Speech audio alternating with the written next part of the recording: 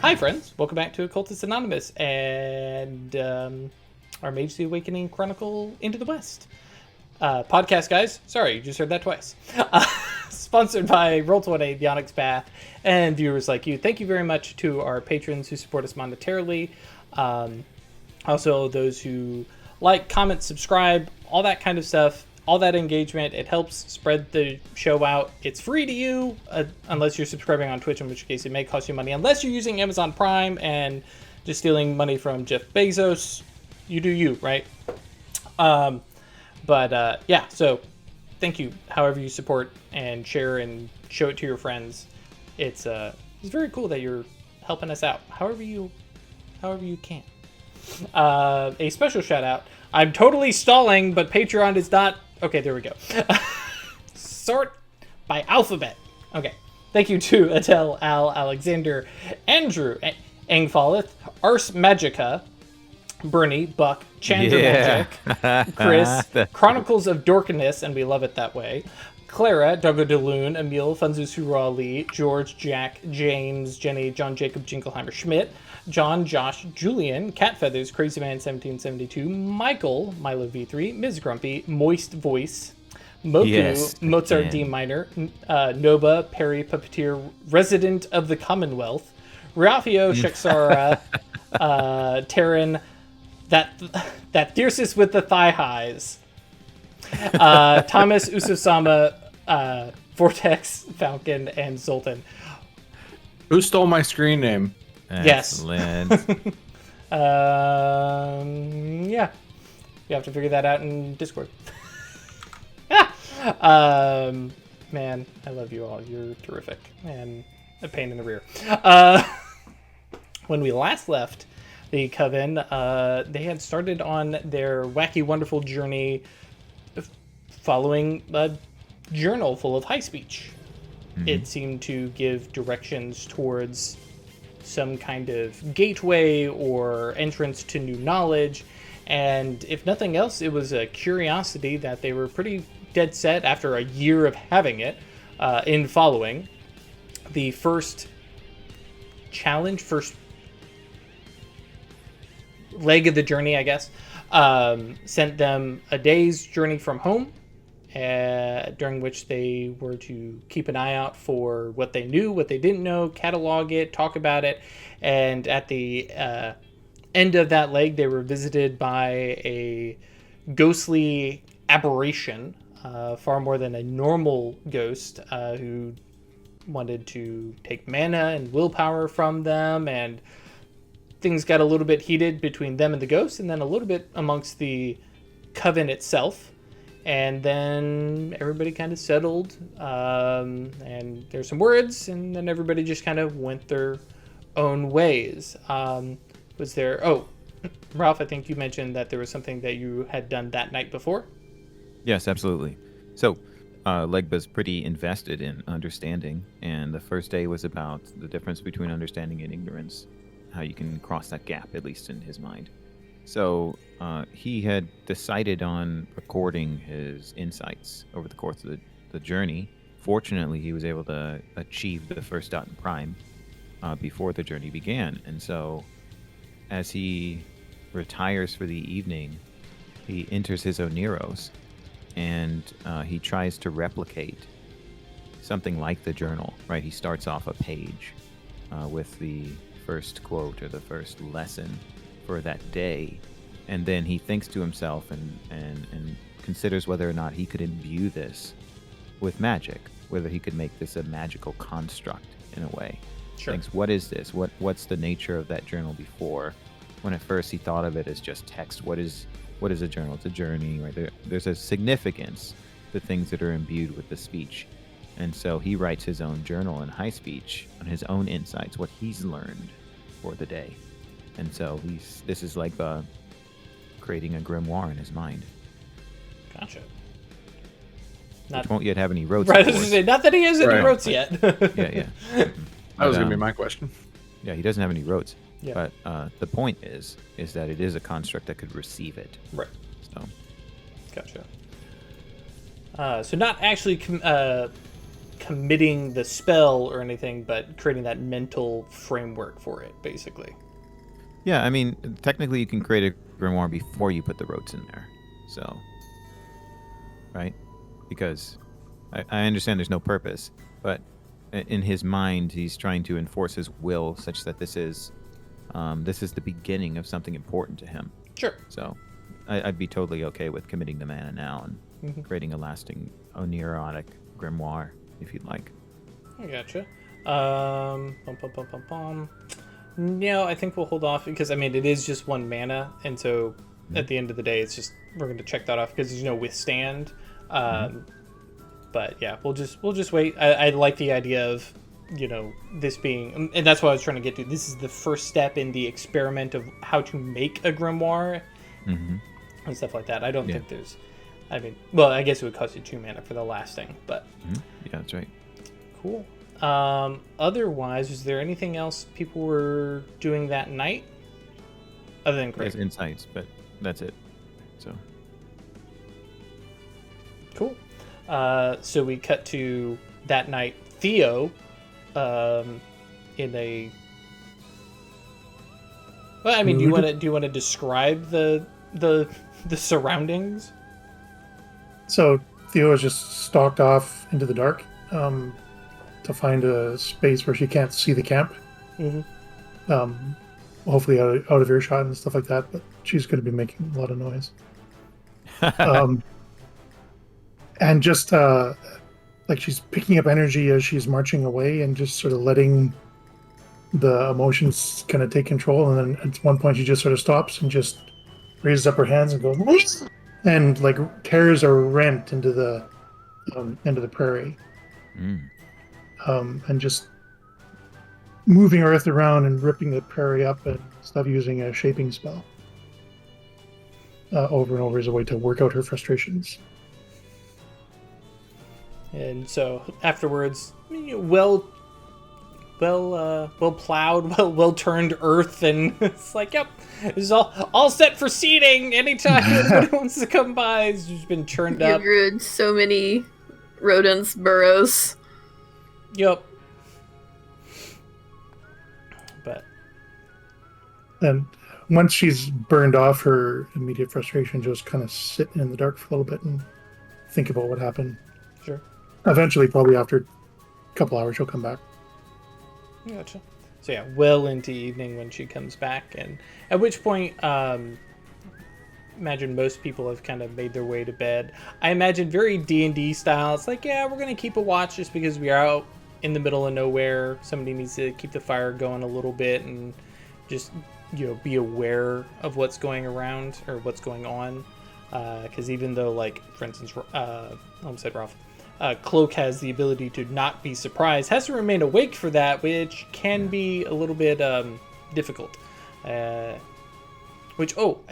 actually bring up a question for Ralph.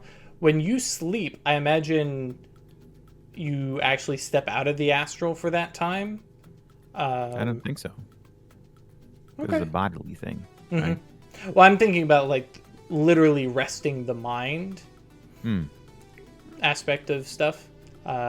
Think about it. It may be something that we come back to and talk about, Legba, what Cloak. you probably do? I mean, you dream, right? So the thing is, the dreams are just the shores of the astral. Right. So in Legba's mind at this point, he's so used to dreaming, and it's such an important part of Voodoo that he wouldn't feel the need to relax out of it. Perhaps that's the time when he spends in his Oniros, meditating in his Oniros, reflecting on what he's learned in the astral. Gotcha. Or I'd also be okay with him experiencing dreams and then looking for the prophetic significance within them. Right. We haven't explored that aspect of it yet. Yeah. So. Well, that's because, like lucid dreaming as a spell, exactly. but actually as the function. So, okay, we'll talk about that sometime because that's... mages can do it. The spell just allows you to do it without rolling. Right. You can roll intentionally. So. We'll have to figure that out. That'll be good. So when Theo, you get back to camp, you find jewels. Oh, just one question first. Did you want to do any, like, I don't think I'm provoking paradox or anything, but because of her state, did you want to do a wisdom roll or something? Are you good with that? Because of, wisdom 8? because of her mental state, did you want to do a wisdom roll? Like she's just throwing magic around with wild abandon, but She is, but what do you think? I mean, for me, I see this as, this is, especially considering her daemon, and things like that. It's one of those, like, is this a, similar to some of the discussions we've had with Ralph about Legba's stuff, is this something that she could do with magic, or not? Because that's the main thing in terms of wisdom. At Wisdom 8, it's like, this is one way of letting out frustration, but you could let frustration out without magic. But is this more about, as your daemon, venting and using your power because you have it? Mm-hmm. So I'm up for whichever way you want to go with that. Yeah, this is using the power to use the power. This isn't. But I'm going to give it a shot. All right. I mean, it's 5 dice. I don't think this leans into your obsession in any way. It does lean into my vice, though. Right. So that is a -1. So 4 dice. Okay. And I'm wisdom 7, just to correct. Wait, if you're wisdom 7, then this definitely does not provoke. Oh, it doesn't count? Okay, that's fine. Because, wisdom 8 and above is when you get enlightened, and using magic when you could just do it mundanely, that's that threshold. That's why most mages fall below 7, because all of a sudden they're like, you know what? I just want my toast right now. I want my Pop-Tart right now. I can't even wait for the toaster. So back to the camp, and Jules is there? Yeah, Jules is, kind of leaned up. There's some log or large rock that he's, got set up around the fire, leaned his back against the wagon, and he's got, the coach gun across his lap, and he's kind of nodding back and forth, like trying to stay awake. Probably like has the first shift or, whatever. And let's be honest, Jules, the city boy, not a frontiers guy. Yeah, this is not his normal, thing. But when he sees you coming back, takes a moment to recognize you, and then, oh, okay, yeah, that is Theo. The gun kind of comes back down, and then has the realization of, and like looks towards whatever, small camp or, bedroll or whatever, and just realizes now, oh, have you been gone this entire time? I can take over. Why don't you get some sleep? And he's trying to read, especially the quick reaction of, yeah, just go to sleep. And he's like, is everything okay? And there's this waver to his voice where he's both checking in on your like emotional state, but also magic bullshit has been happening, and that ghost just left. Mm-hmm. And Theo, calm and composed, says, "Yeah, I'm fine." He kind of looks around and squints at the various bodies that all seem to be asleep and says, "It's just us. You want to talk about anything?" I don't know what there is to talk about. Sometimes when you're part of a group, the individual has to yield to the group. That's all part of the contract you make when you join a group.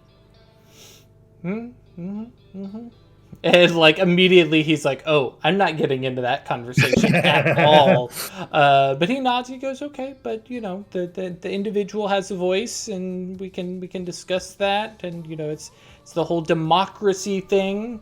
The American experiment, I guess." And also realizing that he is talking to somebody who's not American at all. And a woman at that. Mm-hmm. Yep. And he's a Brit. Okay. No one here is American. Right. Shit, is it literally? Yeah, I guess nobody's American. I mean, maybe sort of kind of Gisela just because of the route she took, but yeah. Well, she's not German anymore. Right. So.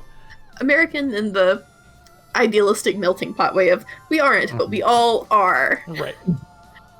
And so Jules kind of nods and okay, well, as long as you're sure, and kind of gets up and passes the coach gun like towards you. Of course, like you have magic, so he's like, just do you want it? Do you not? And he then makes his way. I actually realized how many folks are actually under the wagon, or potentially in the back of the wagon to sleep. So I know that was a classic one. All right. Probably would just laid out on the on the ground with like blankets. Right. Yeah, because I know Blankets and a Jose. That's true. Nice and warm. Yep. Snuggle the horses. Cool. So yeah, morning comes. Of course, that means overnight everybody gets a willpower back. I know everybody has, well, except for Jules, spent at least one willpower talking with the morning choir. Morning chorus. That's the one. Thank you. You can change it to morning choir. That's what you prefer. No, that's good. I just literally didn't have my notes up. I'm gonna scour too. Okay. What are you scouring? I'm scouring composure. No. No, Physical. it has to be physical, right? Mhm. Sorry. So I will scour stamina. Okay. I was gonna say, build your composure up so you can scour it. I don't think so. Good stuff. An oblate. Okay. I will roll it. Mm-hmm.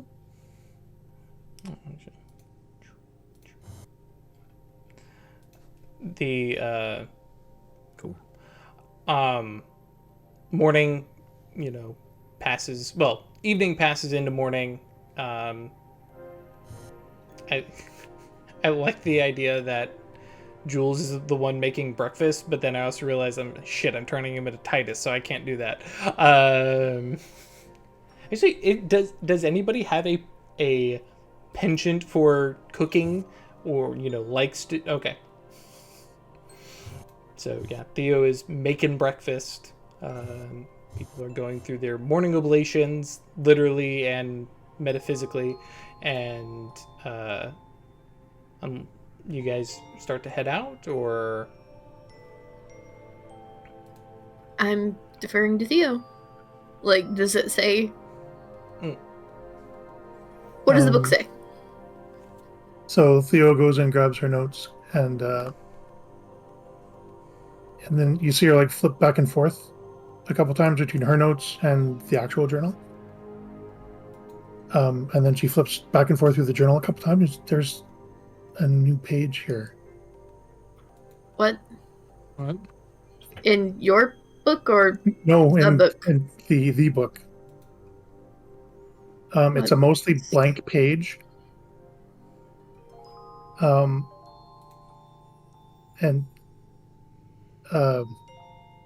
gives it to Legba because he's more fluent than she is.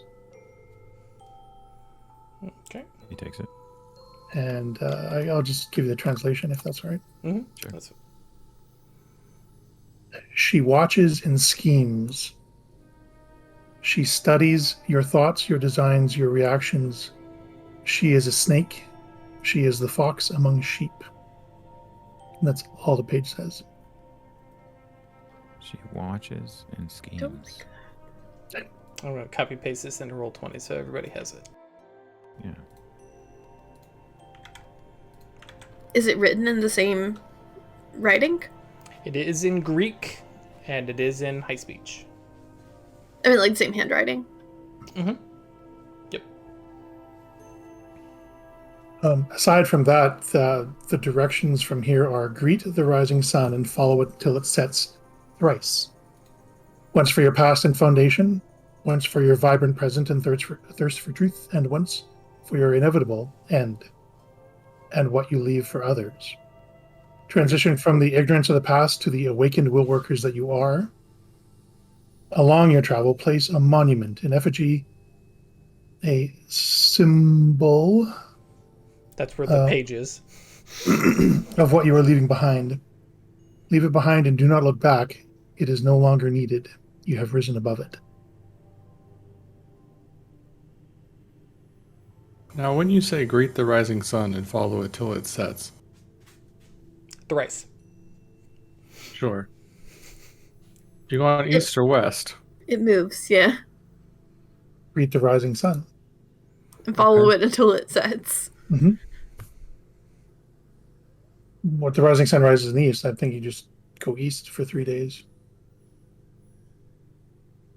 But That we was won't how be I- following the sun. You won't be following it until it sets if you're going east. You're walking away from it. To give further clarity, at least for where you all are in Colorado, that means you would actually be heading kind of southeast, then south, Mhm. and then southwest. Sure. And Theo considers a moment. I hadn't thought to interpret it that way. I just All right, thought because it's not an arc overhead. It's because we're fairly far north. Which also means if you were, say, equilateral, or towards the equator, more Back equilateral. and forth. Yeah, you go east, then now we're going to stop, and we're going to go west. Yes. Okay, that is the intention. Got it. Okay. Yeah, welcome more to Mortimer Bethune going, fuck this thing, this is dumb. To the spooky door. Yep. so once for our past, once for our present, and once for our future death. Inevitable end.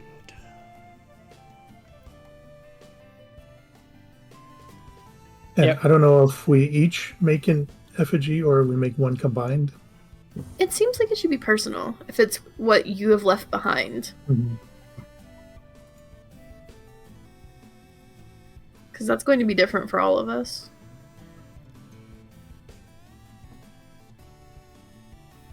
And is it a monument each day?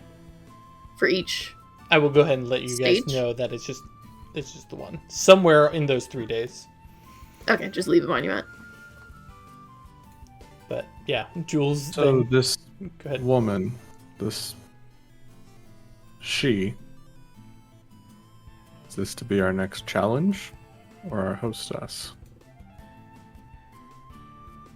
You know as much as I do.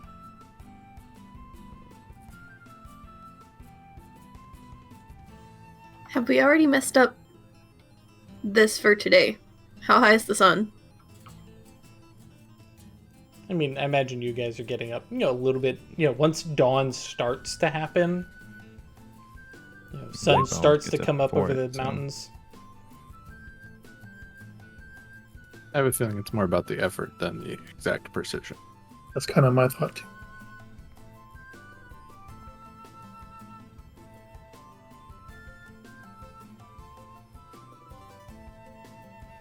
But we can follow the sun as it tracks across the sky. Be a little more meandering. But we should still end up a fair bit south from where we are. Came west to get out here. Mhm. All right. As you guys, I think, said you didn't want to go directly towards Fort Leon. Cool. So everybody mounts up and Follows the sun. good stuff. Unless anybody has any intervening stuff to bring up or decides to leave a marker, do let me know. But the first day continues on through towards, well, we're heading southeast, and then as the sun keeps moving and you just keep turning your path a little bit. Go ahead, Ralph. Should say Legba sent his astral self into Tenochtitlan again. Okay. I want to work before we take off entirely. I want to work with Isabel. Mm-hmm. I just want to erase our camp, like all evidence of our camp. Cool. I can do the earth side if you can do the life side. Is that something you can do?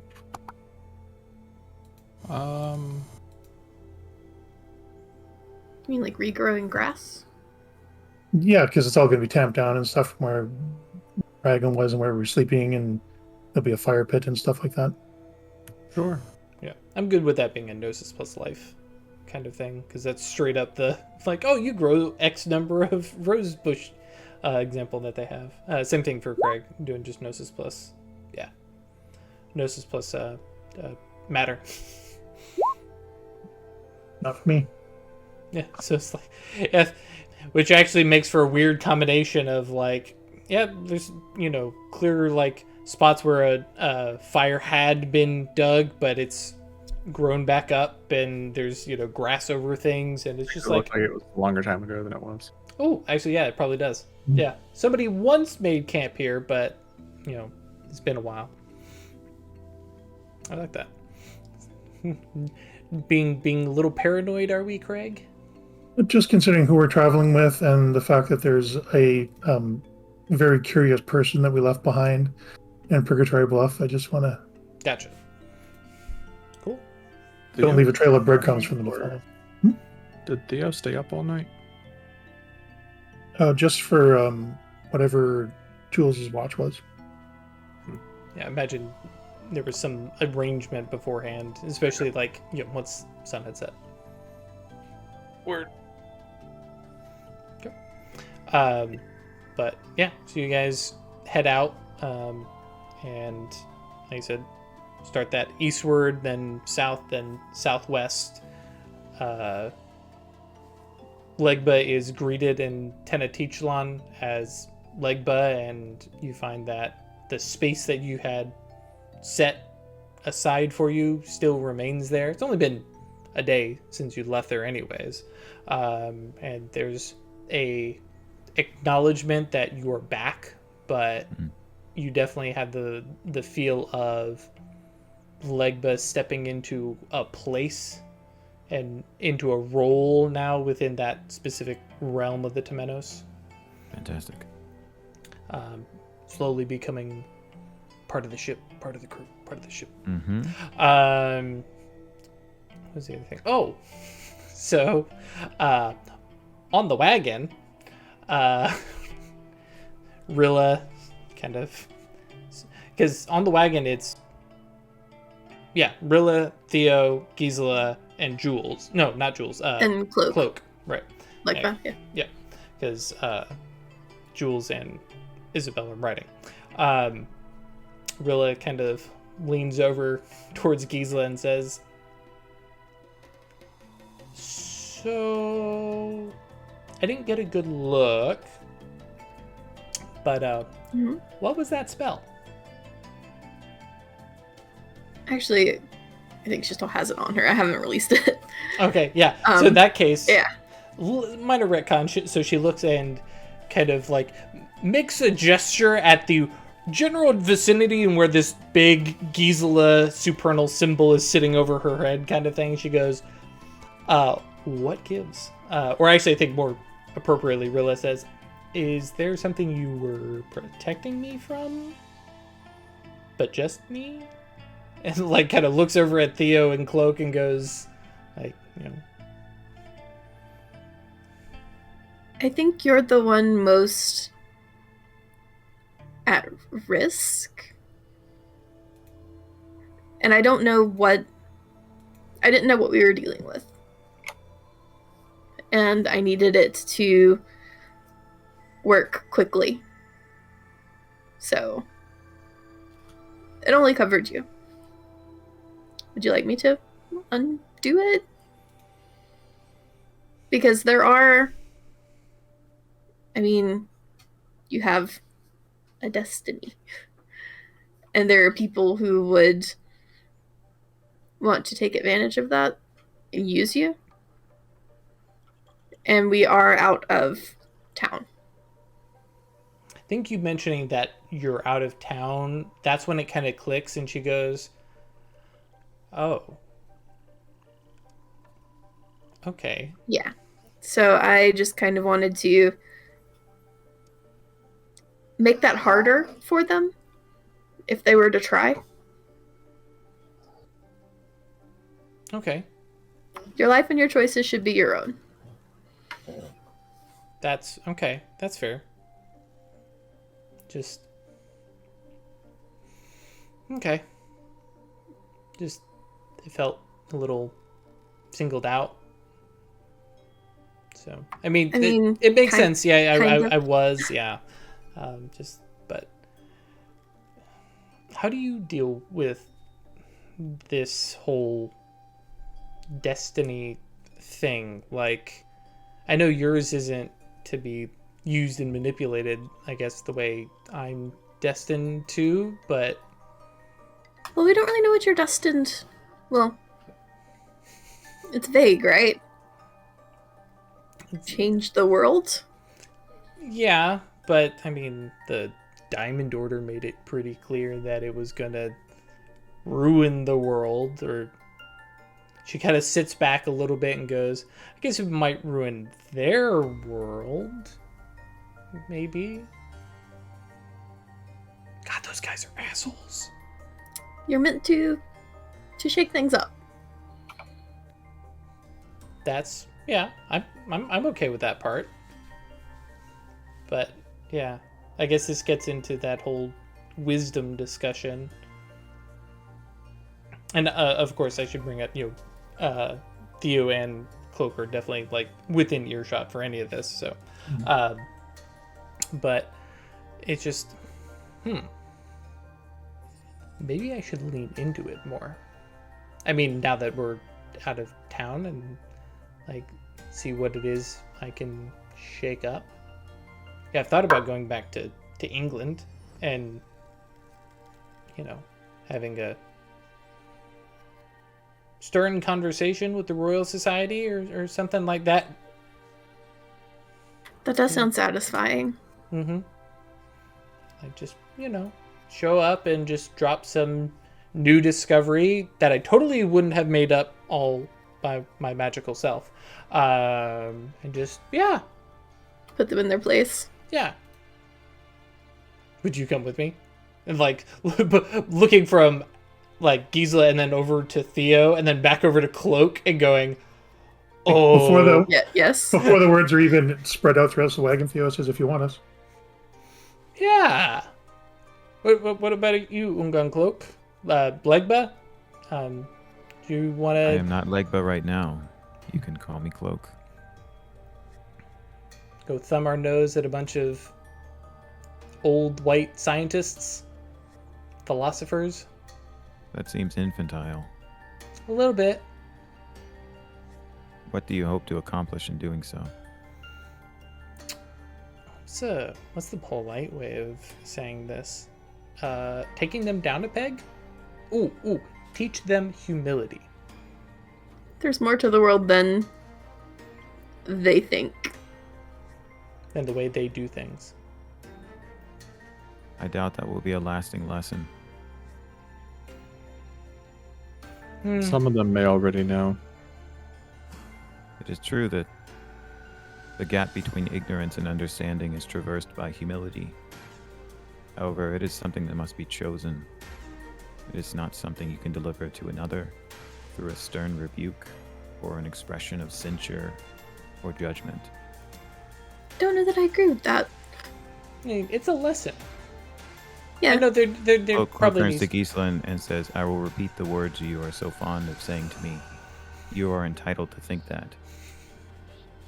And then he turns to Rilla and says, I'll reinforce the point I'm trying to make, which is that, as we discussed last night, everyone's entitled to whatever mistakes they want to make in their life. And you learn things about yourself and the world through those mistakes. You learn much less through other people's opinions on your mistakes, especially if those opinions are delivered in a way that is not emotionally salient. But the reason why I ask you the question is, what do you hope to gain? I am here to aid you. I mean, there's a little bit of personal satisfaction, but honestly, teach them a lesson in a... Sorry, Drew's mind blank went away. In a actual, real, literal sense of teach them a lesson that the contributions of women and black men shouldn't be, discounted. I doubt the latter is something they'll take from your words. You would just, that's it. Rilla, don't let Cloak rain on the parade. I think it sounds like a fine idea. If you want to do that, I'm behind you 100%. I'm not trying to discourage it. I would appreciate it if you do not describe my statement as a rain on parade. I'm What are merely you trying to do? I asked a question, and I'll reinforce what I said to you last night when I was trying to deliver you a compliment. I'm frequently misunderstood, and there's an assumption about my intent without inquiring further, and a description, and then an expression of dislike or distaste. I am not accountable to your feelings about what I say. I am accountable to how I treat you all, not to what I do in the course of approaching wisdom. Rilla asked me a direct question about what I think about this, and I'm trying to aid her in pursuing the path of wisdom and approaching Sophia. And the easiest way to do that is to focus on our own needs and not to focus on what we perceive to be the needs of other people. And so I'll reinforce the meaning for my question is merely, what do you really hope to gain for yourself? And then the corollary to that is there a way that you might be able to gain that for yourself without inflicting possible harm on another person? And she's got a grin on her face, and she says, yeah, some self-satisfaction, and I don't think will harm anybody by bringing forth a scientific discovery that a bunch of women in the American frontier discovered. Wonderful. Like, you can, like, Rilla kind of leans back and you can see gears turning as she tries to figure out, is like, is there something that she can find out here using the bevy of arcana that she's got to try and figure out, you know, what she can show up with. I would like to believe that they would listen to you presenting them with discoveries and facts backed up by evidence, but That's true. Will the evidence be enough if it's a woman saying it? Yeah. Jules! And the conversation continues kind of lightly, and it's very much like Rilla is just in a bit of it's a daydream, pipe dream, kind of like, wouldn't it be cool if kind of conversation. But otherwise, I don't know if there's any other discussions that happened that day as you guys move from south to southwest and the sun's setting. Cool. So you guys kind of set up camp that evening. I'm going to say I am going to start working on my monument. Oh, okay. I am knitting. I'm taking some of the supplies we brought ostensibly to trade. Mm-hmm. And I'm gonna have 3 days to work on this, so it's not gonna be like enormous. Mm-hmm. But I'm basically kind of working in like a story into what's going to basically be a scarf. And it's meant to be like my life before awakening. So little symbols worked in there. Okay. And I'm gonna spend 3 days working on it to get it as large and intricate as possible. I like that. And nobody has to like do it today or anything like that, but does anybody else have thoughts on what they're doing? Because some of Rilla's conversation here, by the way, is her figuring out what she's going to leave behind. Makes sense. Yep. But, Well, like if there's on the first day that's ostensibly about the past is when she's thinking most. She doesn't talk much to the rest of the group today, and provided that nothing big happens at camp, she spends time building a sort of cairn. But in the it ends up looking like a small well. Sort of like a ring of stones kind of thing. Built up and stuff like that. And she asks Theo to make it watertight on the inside. A little bit of shaping. Just smooth the stones out on the inside. And then fills it with water. And from her bag, reaches out and pulls out 2 big, long, studded string earrings of emeralds. Cool. And places them into the water with some earth and stuff to cloud it up. They are the last piece of jewelry that she brought with her from home. Rilla, like, steps over, smiles, looks down, and she says, I know this is a moment of reflection, and that this is you giving up a piece of your past. If I had known you had those, I totally would have bought them from you.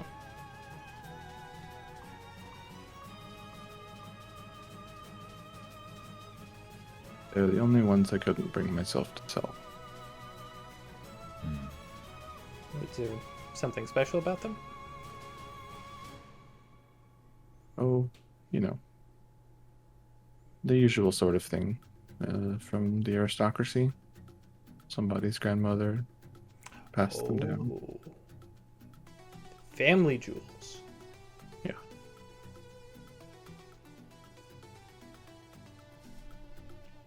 She gives them like a little wave and then gives you like a half hug and goes, no, I don't think she even says anything. She's like, wait, I made a joke, and like I'm not gonna mess this up anymore.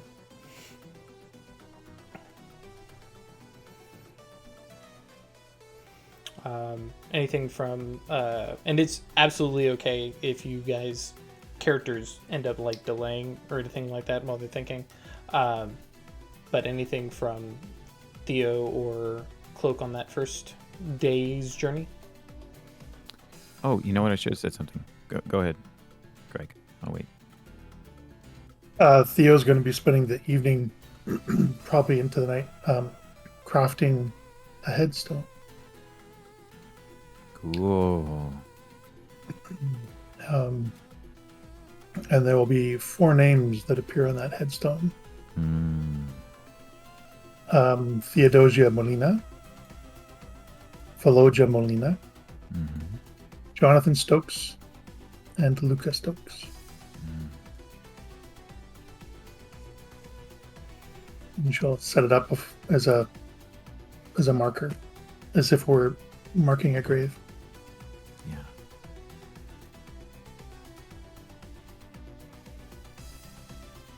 And with care and attention to detail. Like, she spends a lot of time on it. That's wonderful. Is that something that she, for lack of a better term, plants that night, like near the camp, or is it something that she's going to plant along the journey or something like that? No, she'll plant it that night. Okay. Just a short ways away from the camp. Gotcha. So yeah. She will also just invite everyone just to be there as witnesses when she sets it up. Kind of a faux mock, bad term, funeral. Not a funeral, and she's not expecting anyone to say anything. She just wants. She feels that the significance needs to be observed, if that makes any sense. Mm-hmm. This isn't just about her. There's others that are involved, and just the presence of the others seems to be important to Theo. Sure.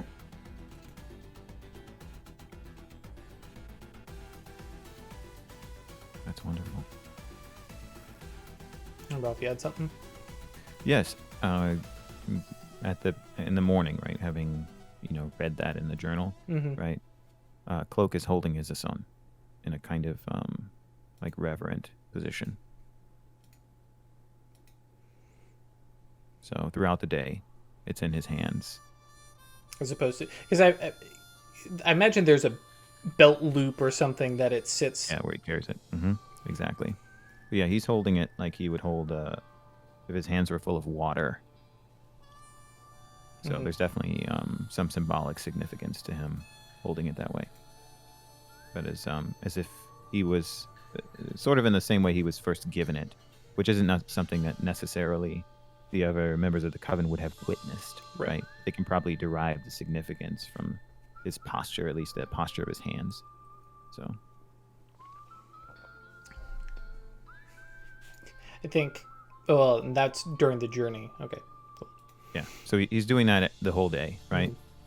And I can just say this happens the rest of the days as well. Okay. And then when we get to the third day, you'll see what happens. Okay. So that's at least his plan. Okay. yeah. Okay. So that's what I thought of immediately when I read those words. I was like, oh, okay, I know what has to happen here. Gotcha. Cool. So yeah, day 1 ends. Roll into day 2, which because of your guys' movement and stuff like that, there's a little spot where it's like, wait, hang on, we've actually kind of been through this area because it's out west of town now. Well, sort of zigzagging over west of town, and it's like, this is area, like, oh yeah, I think that's where the bandit camp actually used to be, because it was just a little ways away. At some point to you stop midday meal, something like that, rest the horses. After having seen the effigies and symbols left behind by the others, I should double check that she can actually do this. Rella. Are we on day 2? Is that what you're saying? Yes. Yeah, Okay, which cool. willpower for everybody, by the way. And no weird things happening that night. And hope late in the morning. Yep. As usual.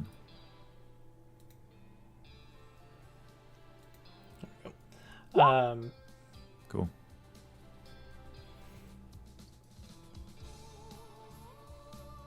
So yeah, okay. She approaches a rock kind of outcropping, something like that, walks out to it, and in a use of prime, marks a symbol on the stone, and it looks like a straight up raw supernal high speech symbol. Prime is kind of at the center of it, and any of you with just a little bit of like trying to translate works out that it basically just says, whoops, well, roughly translated, take nobody's word for it.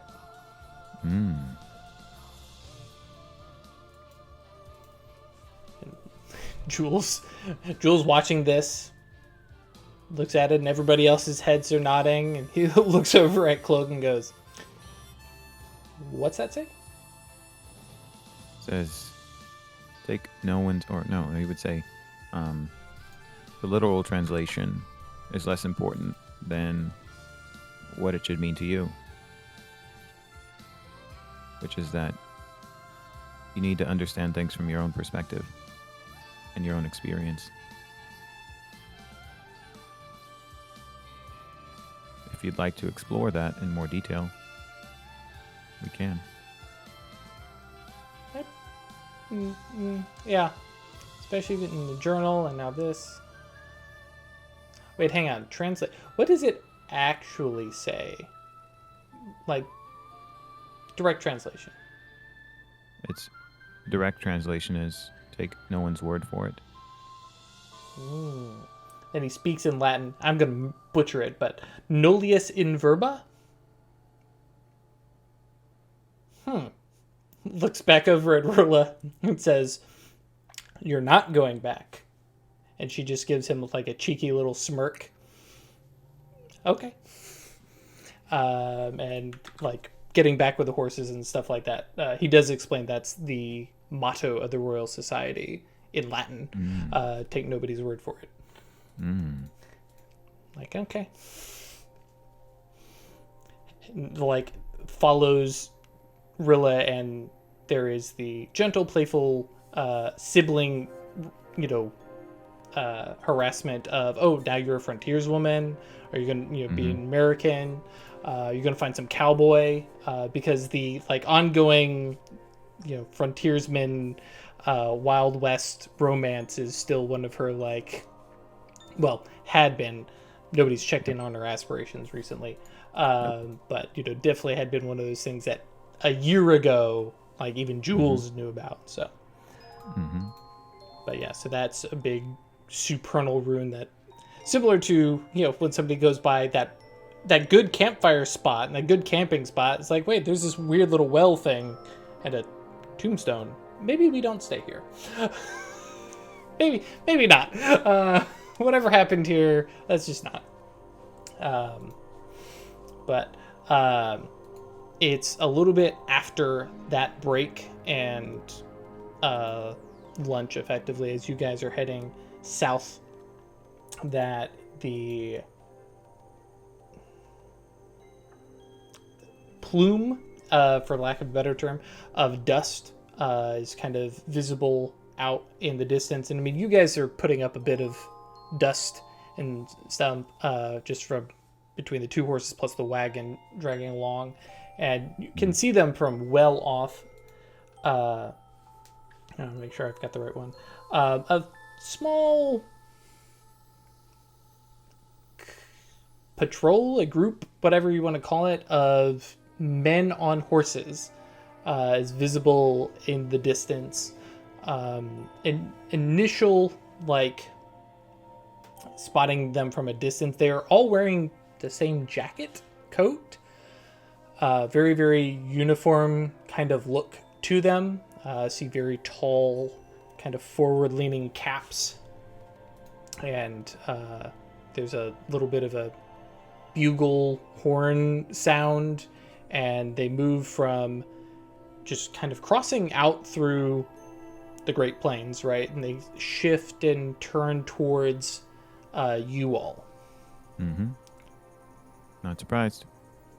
Alive, everyone. Yep. Yeah, it's true. Military? What was that? It's a good guess. Ash said military.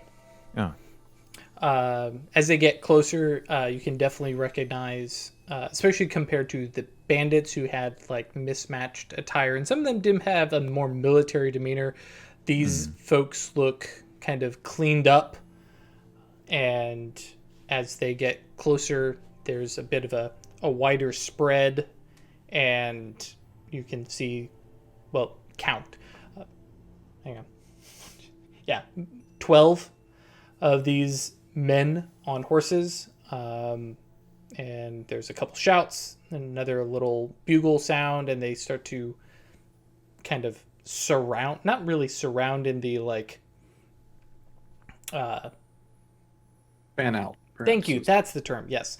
And then kind of slowly approach in, not quite to the point of the Rohirrim showing up with lances poking our boys in the Lord of the Rings, but definitely, looking and seeing what's going on. Jules and Isabel, I imagine, coming back towards the wagon anyways.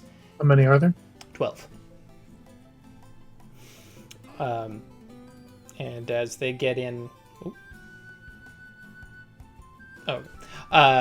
as they get in a little bit closer, they kind of rear back. There's a couple different markers on them. I don't know what everybody knows about the U.S. military, so we can get some history or academics or whatever appropriate roles you think you may want. But you can obviously see they're U.S. military. There's some orange splashes and trim to their colors. One who seems to be in the lead has a red belt. Can I roll with firearms to see what they've got? Sure, absolutely.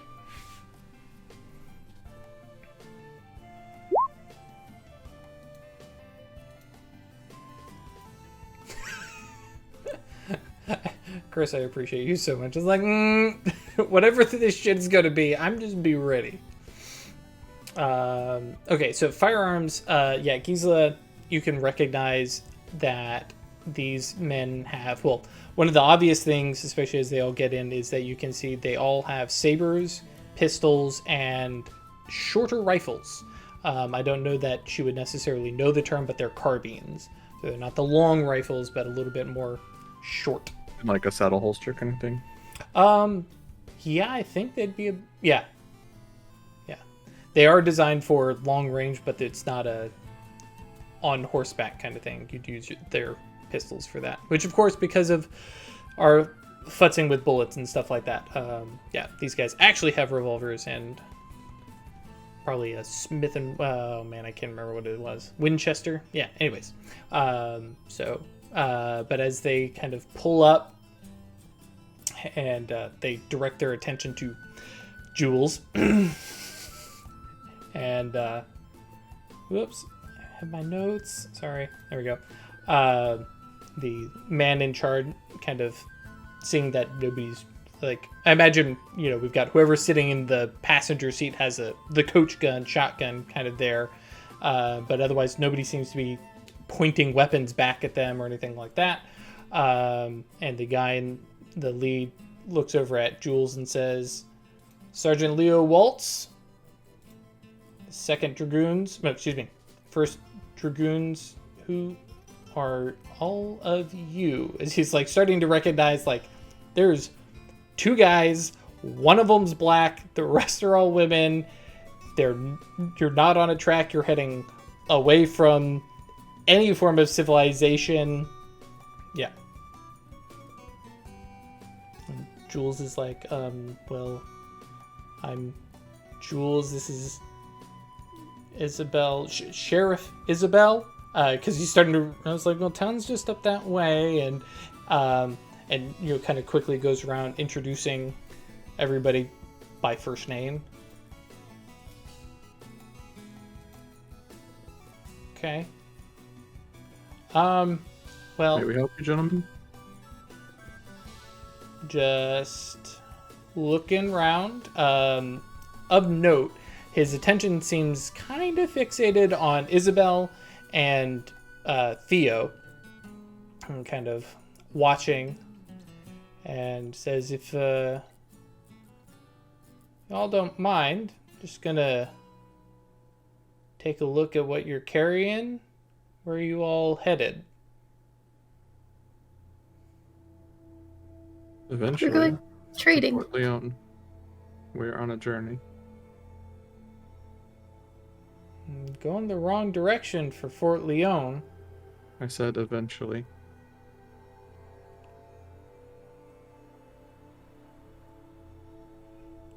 Well, Is the U.S. Army in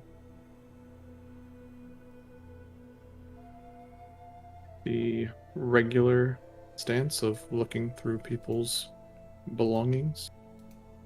your personal belongings, no, but I mean, say you're going to Fort Leon, going the about exact wrong direction. As the sheriff said, we're taking a scenic route to get there. Sheriff of where? Purgatory Bluff.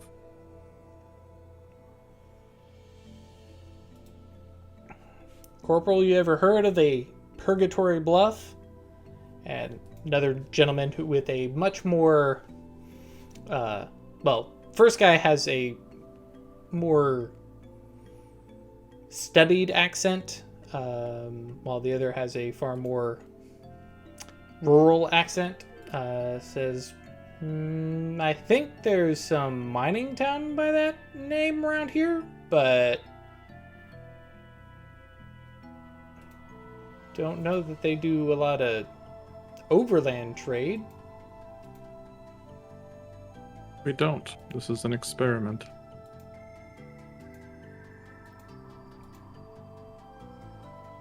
We're a growing town with some burgeoning craft trades. And I have accompanied this group as their protector. There's a couple laughs from some of the privates, and the sergeant kind of nods and says, okay, well, if it's just crafts in there, we'll have a quick look and y'all can be on your way. It was very hard at work imagining a dozen holes suddenly opening up in the earth. Not doing anything about it. She's just imagining what it would be like. How satisfying this would be. I'm just going to show him the thing I am currently in the process of knitting. Right. Which, like, he nods and says, if it's all stuff like that, I don't care. May I ask why you are so interested? Well, to be honest, it's a single wagon all by itself with one man to guard it, and There are Two. 2 men and a sheriff guarding this.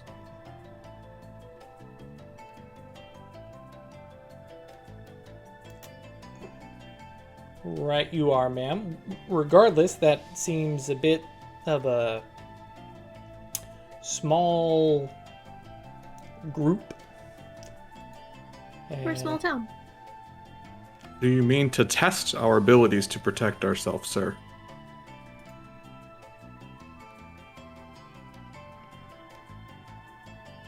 I'll see your asshole and raise you a badass bitch. I am side-eyeing Isabel because I'm not trying to get into a fight with a dozen army men. Right. Sergeant kind of... Alright, men, dismount. All the privates start dropping down. You can definitely see some, like, side eyes at the sergeant kind of stuff, but... I have some paradox dice for the spell that I cast before they got here. Yep. 2 of them. Alright. Yeah, and sorry, I wasn't sure when you had planned to cast that, so that is A-okay. She's getting that dexterity on Okay. trigger response levels. Oh! Have a whole paradox. Are you still at 8 wisdom? Yes, sir. I just don't make a big deal out of it. Sorry, that was a snipe. That was terrible. I mean, that said, I think Legba's up to... Legba hasn't hit 10 yet, right? No. No. Will yeah. be after. Is he 9? More. 9 still, Is it yeah. 9? Okay, Yeah. that's what I thought. And was that 5, 1, 8? 8 dice. Okay.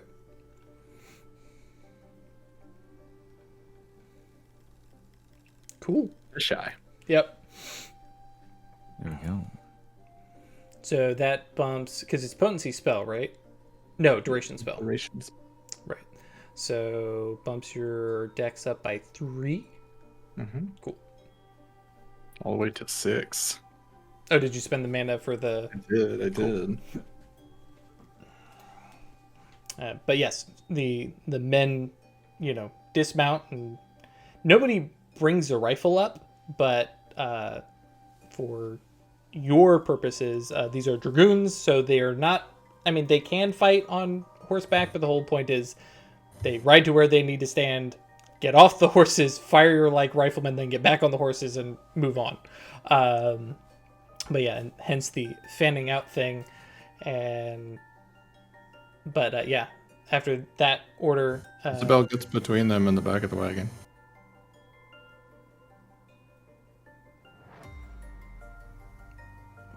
Trying to think here. Yeah, so because the privates don't move. They just, are kind of fanned out. And the sergeant and corporal are still mounted. And to their credit, in the crossfire, right? And the sergeant and corporal are kind of moving towards the back of the wagon, Isabel intercepts. I think the corporal says, "Ma'am, we just want to see that you're not carrying weapons. Besides your personal armaments there."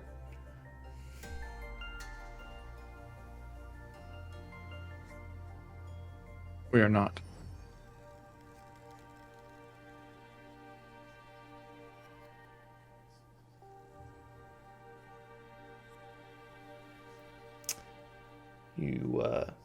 You understand we can't necessarily just take your word for it. We just need to look in what you I got understand back you there. feel that way.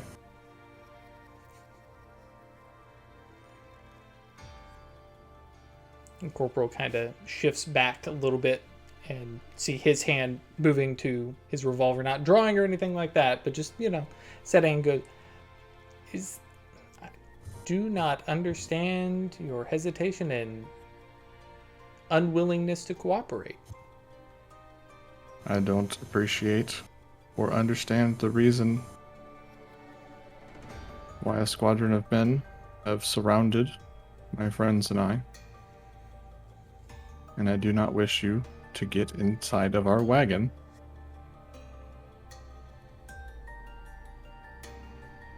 These are our goods, and I will not have your hands on them. We could make that arrangement, man.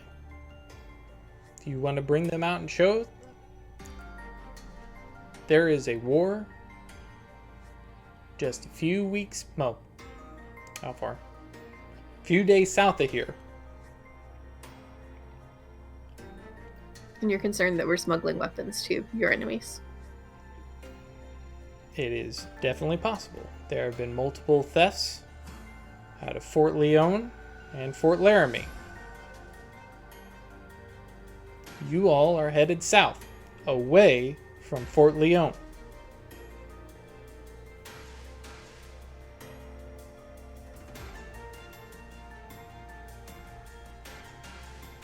It would be a cunning but improper, if you ask me, approach to moving things along with a bunch of nice women.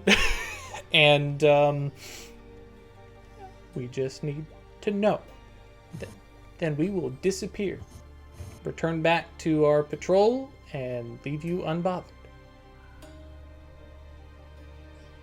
You can show them the back of the cart. Just don't let them... We're concerned with being robbed. Mm-hmm. Sorry, does Gisela say that aloud? Yes, Okay. like to them. It's just like, that's our concern here. The sergeant gets uppity. You can see the mouth opens, the attitude is about to come out, and the corporal, his underling, puts his hand, "Sir, I think we can understand where they are coming from, and no, if it is all right with you ladies, we will bring our horses round back here, and you can just show us what you have, and we will steer clear." Is that I think acceptable? that's acceptable.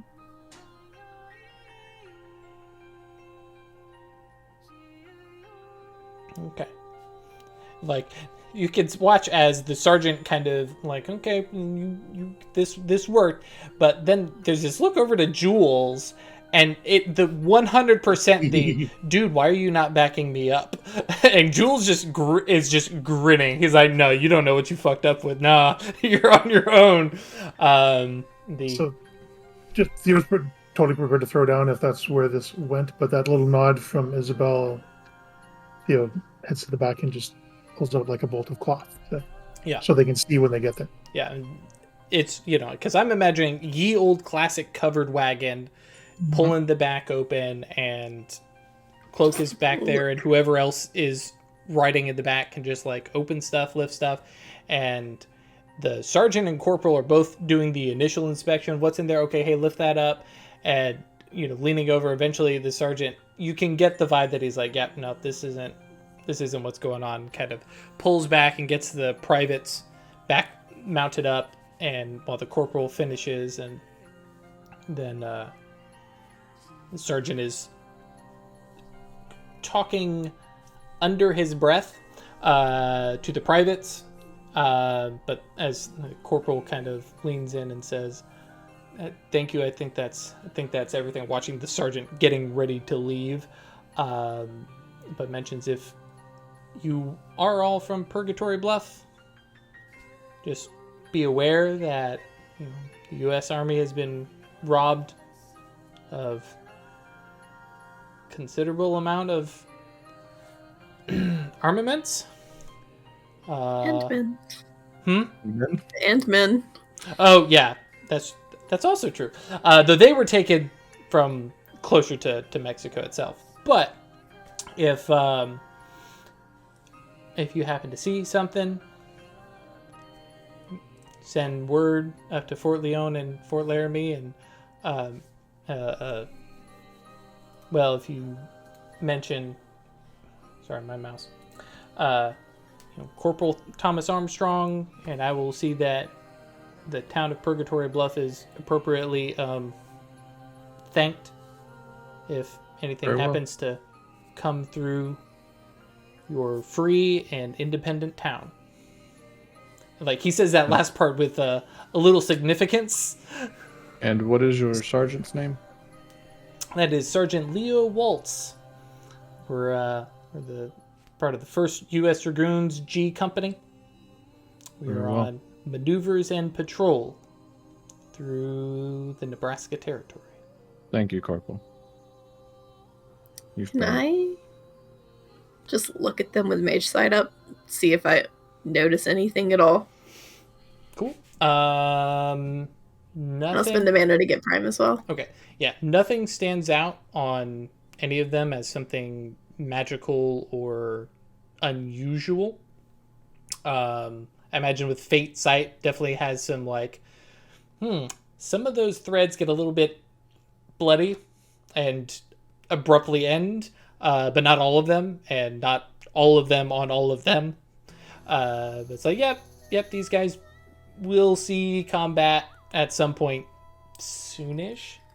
But the corporal like finishes and kind of looks over and says, "You have my sincerest apologies about the sergeant." Turns I horse. to include you in this next statement, but I feel it must be said. And like as the sergeant's like mounting back up and about to ride away or whatever, she just like really snipily, shittily, like, oh, sorry, I have heard his name twice now and just keeps going in one ear out the other. Leo? Theo Waltz. Yeah. Waltz. Sergeant Waltz, I hope you continue to be as effective and a valuable asset to the U.S. Army as you have proven to be here today. Sergeant kind of looks over, like 100% gets the intent of the statement and goes, and just says something to the bugler signaler, and there's a horn and they're moving out. Just the mouth open, mouth closed, never mind. It's like, it is not worth it. And yeah, they move out onto the prairie. I was fully prepared to throw down with a bunch of army men. Oh, I know. As soon as you said hone the form, I'm like, this could get interesting. This was not intended as my, you Combat. definitely got a, combat encounter coming, but, yeah. Am I the asshole here, uppity sergeant? Yes. There's much more polite ways to do that. But yeah. To be fair, they had a decent point, which is, yeah, we look suspicious as fuck, but also. And I was like, why did you say you were going to Fort Leon while you were going away from Fort Leon? But I was like, okay, they got to investigate. They got to, something funky here. But. Not eventually. I was just gonna say we're on a trading mission. Mm-hmm. Right, and that was the issue also. You said this, she said that, and they don't quite... Wait, Fort Leon... trading. Who are you? Yeah. I was like, okay, we got to look in. I get it. Yep. Actually, that's a pretty good pause spot. Yeah. So we will come back shortly. Twitch guys, get up, walk around, do some jumping jacks, pet the dog, touch grass, hydrate, or unhydrate, if necessary. And YouTube guys, blink and you miss it. The U.S. Cavalry, the Dragoons, head out into the scrub, and you all continue your path south and then southwest. Rilla. Shitty dragoons. None of them jumped or breathed fire. They were about to tank the floor, though. Okay. Hey. Final Fantasy. Yeah, that's it. That's trifecta. Yep. Yeah, so they move off. You guys kind of, well, they move parallel to your course, and soon are left behind as you all continue south. Now south of town. You said they're moving parallel. Excuse me, perpendicular. Thank you. And basically make it to the end of the second day. Again, no weird shenanigans that night, other than possibly some de-stress from probably the whole group of like Rilla saying, are we actually going to fight them? Look, Gisela, Ash's mouth opening. I don't know. I mean, we might have been able to win, but we would be left with a dozen dead military men just south of town. They'd never find the bodies. We would be left with a dozen military men who disappeared just south of town. They were on patrol. I mean, and they've got the horses. It's a big area for 12 men to get lost. I mean, Theo's got a point. We could have disabled them without harming them. That's probably what we would have done. My next move was to took their horses. See? Easy enough to shoo things along. Oh yes, I was prepared to defend ourselves. If they had ideas of taking our supplies. That's the part where Rilla percepting. Like you watch probably the bit of naivete kind of. She's like, wait, is that actually a concern? Yes. Did you just now realize? Well, I hadn't thought about it. They were looking for stolen things. They wanted to check things out. We just had to show them. I was actually kind of confused about the tension, but I kind of get it now. Militaries of the world have a long history of commandeering supplies from the citizens in the lands in which a war is going on. Your country has been quite good at it throughout history. You should watch your mouth open. Pause. Jules places a hand on her shoulder and she goes, oh, wow. Yeah. Maybe it's for the museums. Right. What you consider, or what you and your people would call preserving in a museum, many other people would call plundering. I'm not speaking of valuables, I'm speaking of food, of cloth for uniforms, of gunpowder and bullets, supplies to make more war. Also true. But no, I actually hadn't thought about that. I took it at face value.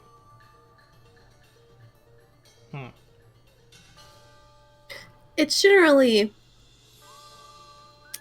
safest to be cautious around a dozen heavily armed men patrolling around in the wilderness. From my experience traveling the world, usually I was the one with the men with guns. And I never saw anything untoward. Right. The world probably looks a lot different from that perspective. Yeah.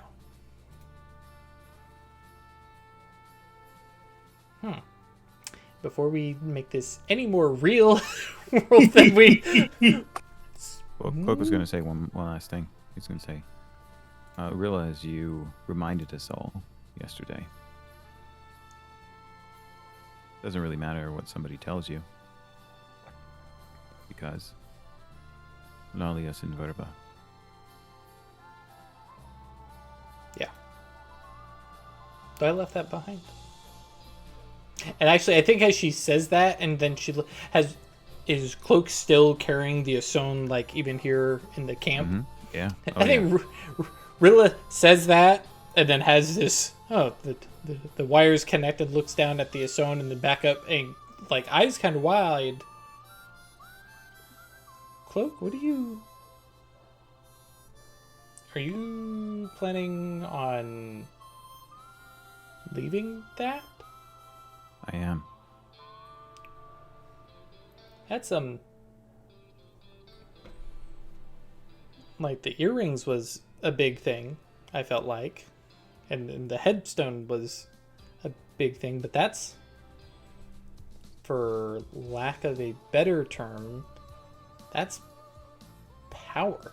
That's like a part of you, like not a representation. That's, you use that. It is something I use, but I could use something else. That's true, but oh, wow. What are instruments, if not things that help us accomplish something, but they are not the thing in and of themselves? I believe we get distracted by the tools we use to accomplish our goals. I mean, I understand, but from my perspective, that's, I mean, it's not just a tool, it is part of you. Cloak then looks down and says, I believe you're expressing empathy, and I thank you for that.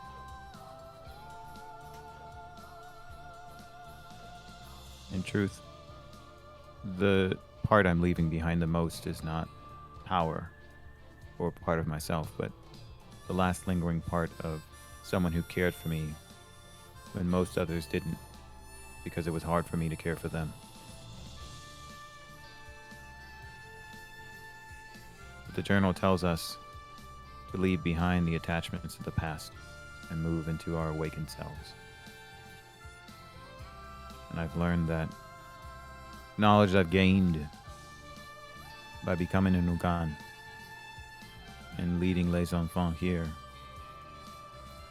and integrating my understanding of the world with my understanding of the supernal means that this will always be with me. I can retain the representation of this in my mind. As when we walk the astral, we can summon examples of our tools. They will be with us. And so that is what I am stripping and retaining. Not its utility, but its significance for me. I will retain its sympathy, its connection to me in my own mind, and leave behind the physical object that allows me to utilize that sympathy when I work my will.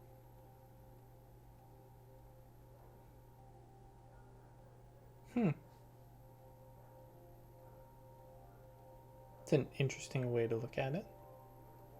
Will you disconnect it? I've been steadily doing that these past 2 days. It is no longer as powerful, but still yet retains some connection to me. But tomorrow night, before I go to bed, I will lay it to rest in the earth, and it will no longer be a part of my life.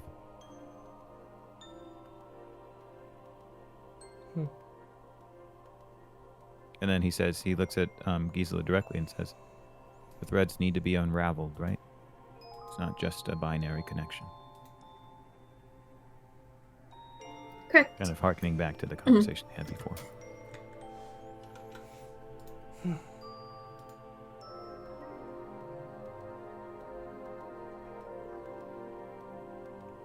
I think the evening kind of dips into, probably at this point now, like a talk of what everybody... I mean, there's been conversation already about what everybody is leaving behind. But I think amongst the group, there's some discussion of, the past versus, being mages, and, the actual nature of, oh yeah, there is some stuff to leave behind, and what do we not leave behind? What is, fundamental to us, and, things like that. But unless anything else happens that evening, end of... Yep. Theo's gonna leave another impression behind. And I'll do some extra ritual durations if that's required, but she wants to build like a replica of the workshop here underground. Oh, cool. With like a picture of, made out of earth, whatever, shaped out of earth, but of Catherine, and amongst all the rest of the paraphernalia, it's all just like it's all just shaped from the earth, but it looks like her workshop. Gotcha. Like in miniature? No. I mean, the workshop isn't that huge anyway, but like sure. Yeah. And sealed up, or is it? And then she's done. She's going to completely seal it up so no one can get to it, but it's still going to be there. Gotcha. I like that. Just kind of into the evening working at this. And, at this point, it's for her or the ritual, but it doesn't. I like that. Cool. But yeah. I think. And then just in the morning, I wanted to have a brief talk with Goche. Sure. But yeah, overnight, everybody gets a point of willpower. No spooky visitors or anything like that. Cool. Would it be too much of an interruption for Isabel to not sleep and instead do something that evening? Sure, go for it. Because as we meet the precipice of her awakened present and her awakened future, she feels that it is finally time to talk to her watcher. Thank you. I was wondering if this is when this exactly was going to happen. How many successes is that? Because I know you calculated up a while ago. 15 base, and watcher gives me some minus. I think it's -5. That's what I was thinking too. Is it -5? I was thinking 2. That sounds great. Yeah, no, it's ridiculously useful for something the same.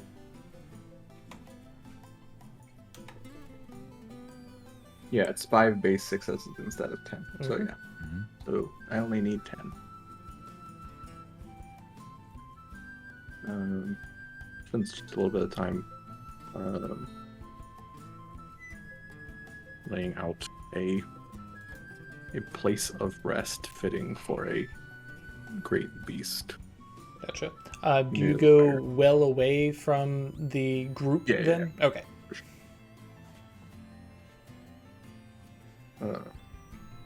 In occult? Sure.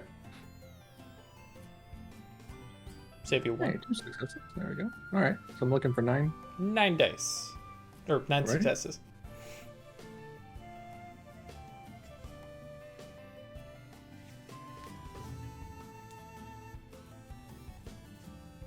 One.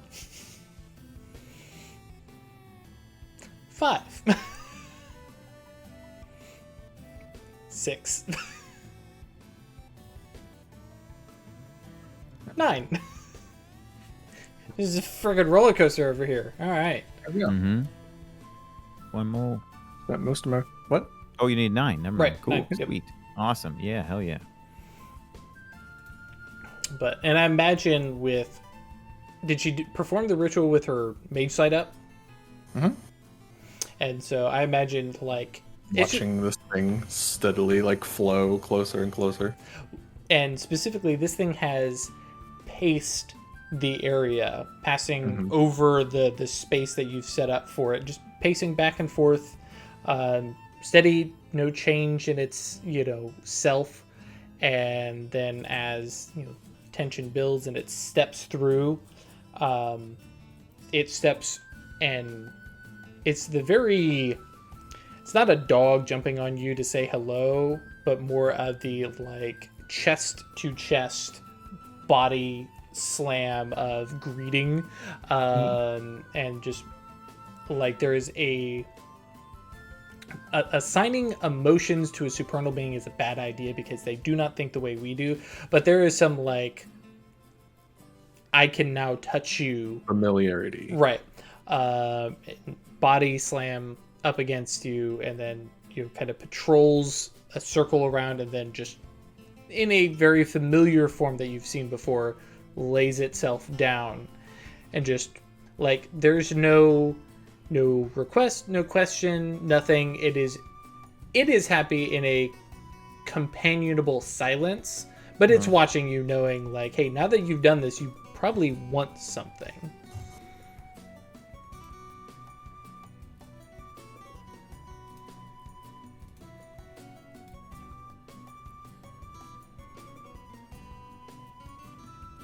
How do you wish me to refer to you?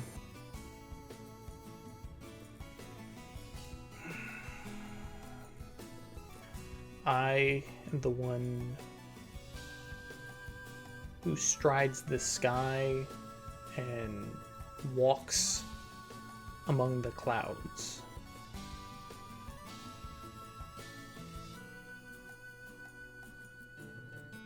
A fitting reflection of my goals.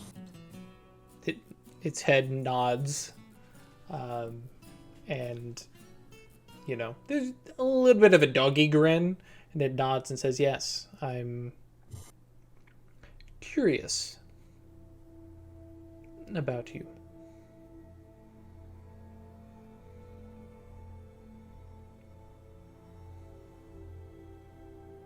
And have I proven entertaining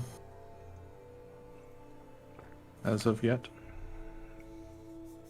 Worth your curiosity? You are worthy, yes. The true show, the entertainment, is not far away. Oh?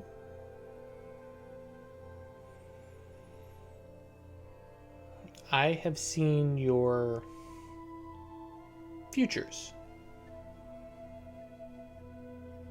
Seen the mage that you may become.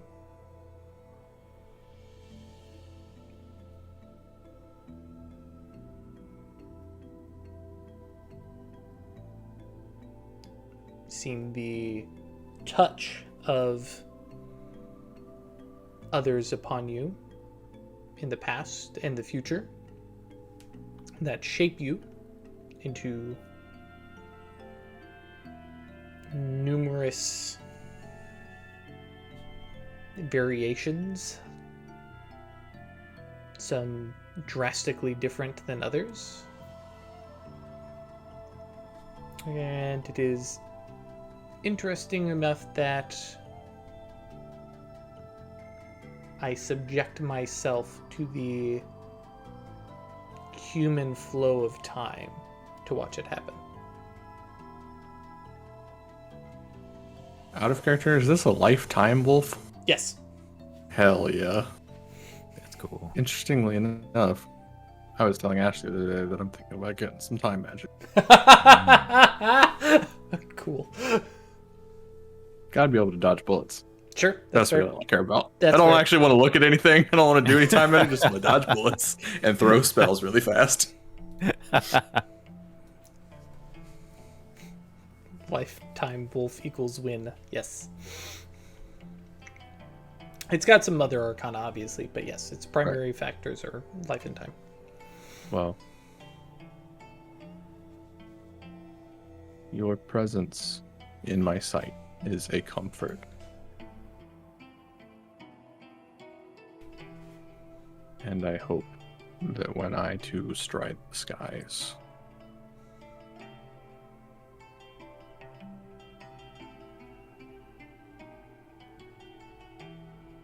lightning pouring from my body and thunder crashing as my will, that it shall be a satisfied curiosity that you possess.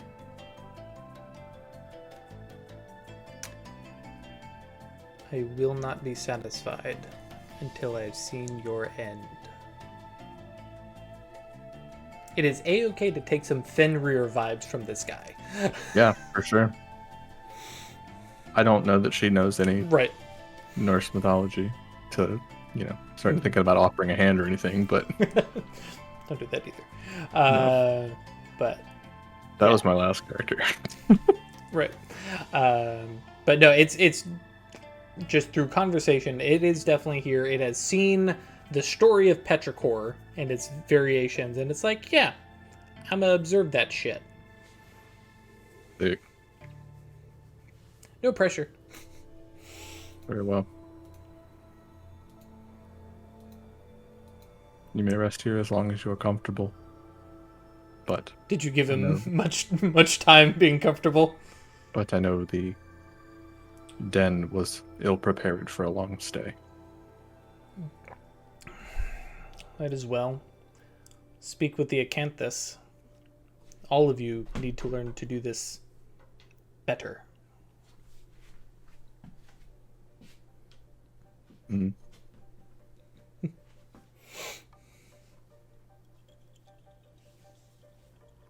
I mean, I'm the only one that's done Soulstone and the main stuff. Mhm. Just was in a hurry to do this tonight. Yep. Because I think she was, trying to time it for her best guess of when midnight was. Oh, I like that. Yeah. Like, what did that journal say? Yeah, this seems like the right time to do this. Yeah. That's when you summon the Time Wolf. Yeah. The Time Wolf. Time Wolf. With the Time Knife. Yep. We've all seen We've him. all seen it. If you haven't seen the Time Knife, please go watch The Good Place. Good Anyways, place. But yeah, so it lounges, but yeah, since you didn't give extra successes towards time being here and not asking for anything, just slowly fades back, similar to actually how you watch spirits shift back into twilight. Mm-hmm. And it just, but rather than being gone like some of the other supernal beings, Right. yeah, it's just there waiting. Of note, now that you have actually summoned it and spoke with it, it is not nearly, just in a general sense, no longer lingering in your active mage site all the time. You're going to shift more towards the way the merit actually works, which is, I think, spend a mana for it to show up. But Mana I think, yeah. but it specifically is a it was like, hi, I'm here, hi, I'm here, hi, I'm here. Okay, finally you summoned me. Cool. I get it. I'm working on it. Treat. You have acknowledged. Mm-hmm. Treat. Is it time for a treat? Cool. Hey, Thank you, listen. Perry. Hey, listen, indeed. Cool. So end of night 2. Everybody gets that willpower. I didn't actually count how many hours. 1, 2, 3, 4. Actually, that's not too bad. I mean, still spent a good bit of the evening, but if you started at sundown, that's still going to bed at 10, 11. So, I mean, if you tell me you can have a willpower, I'll take a willpower. Yep. But I was prepared to go without. nope, I'm a-okay with it. Cool. And into day 3, which Cloak is waiting until the night of day 3. Mhm. Cool. So yeah, you guys continue south in this same meandering southeast, southwest path. Craig, you were saying something? Yeah, just while we're getting ready in the morning and have breakfast and stuff, you'll just find yourself next to Cloak and just say, I just want you to know I took note of your forbearance yesterday with the soldiers.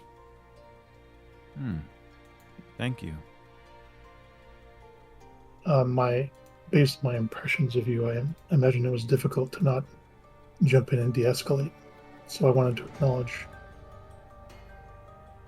I appreciate your acknowledgement. That's it. Brooke smiles at you. It looks genuine. It looks genuine. No, I mean, like, it looks genuine to me. You can, like, whether or not you can tell, right? Like, You feel that is genuine. yeah. You feel there are no traps on this chest.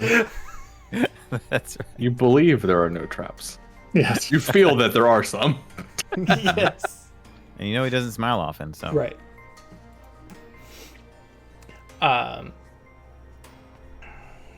So yes, you guys continue then through the night southward, or not through the night, through the day southward, having a little stop.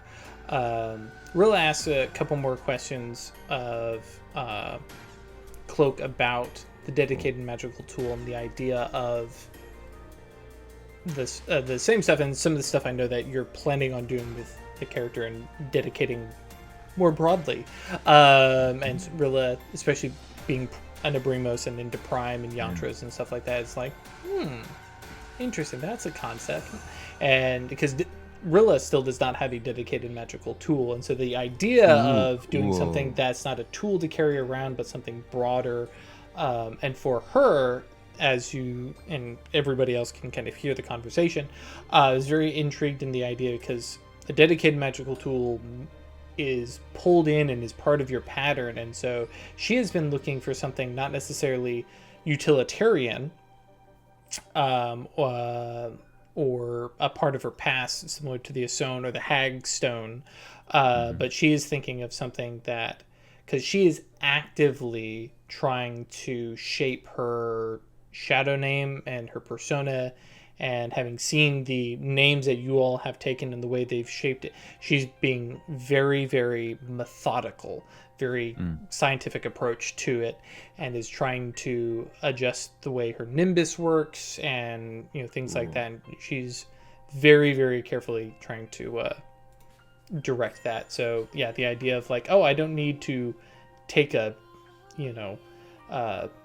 astrolabe as her thing, or a sextant or something else because of her scientific things. She's like, well, I could do like a time of day. I have the needle I've made for my dedicated tool is the silver needle. Oh, that's right. Yeah, not the hagstone. Right. It was made with the shadow name in mind. Right. Yeah. So actually, yeah, very similar stuff as you guys are sitting on the wagon and discussing that. And it's like, okay, but what if instead of just even a needle, something greater? Because yeah, that's what Cloak says. When she says it, she says, he says, I think it will require the remaining duration of this journey, but I will be able to do exactly what you're thinking, which is dedicate something intangible, something other than a physical representation of our former selves or a representation of mundane activities. It can be anything because it's a part of you, and there are so many parts of us other than the tools we hold in our hands. Which actually is another oddity of Rilla. When she does cast spells, she very, very, very rarely ever uses a path tool yantra. Cool. Usually she's pulling on the environment or using concentration and stuff like that. So some of the weirdness of her path, and me trying to not play Rilla like one of my characters and be like, what would Rilla do, and not Drifter 2.0.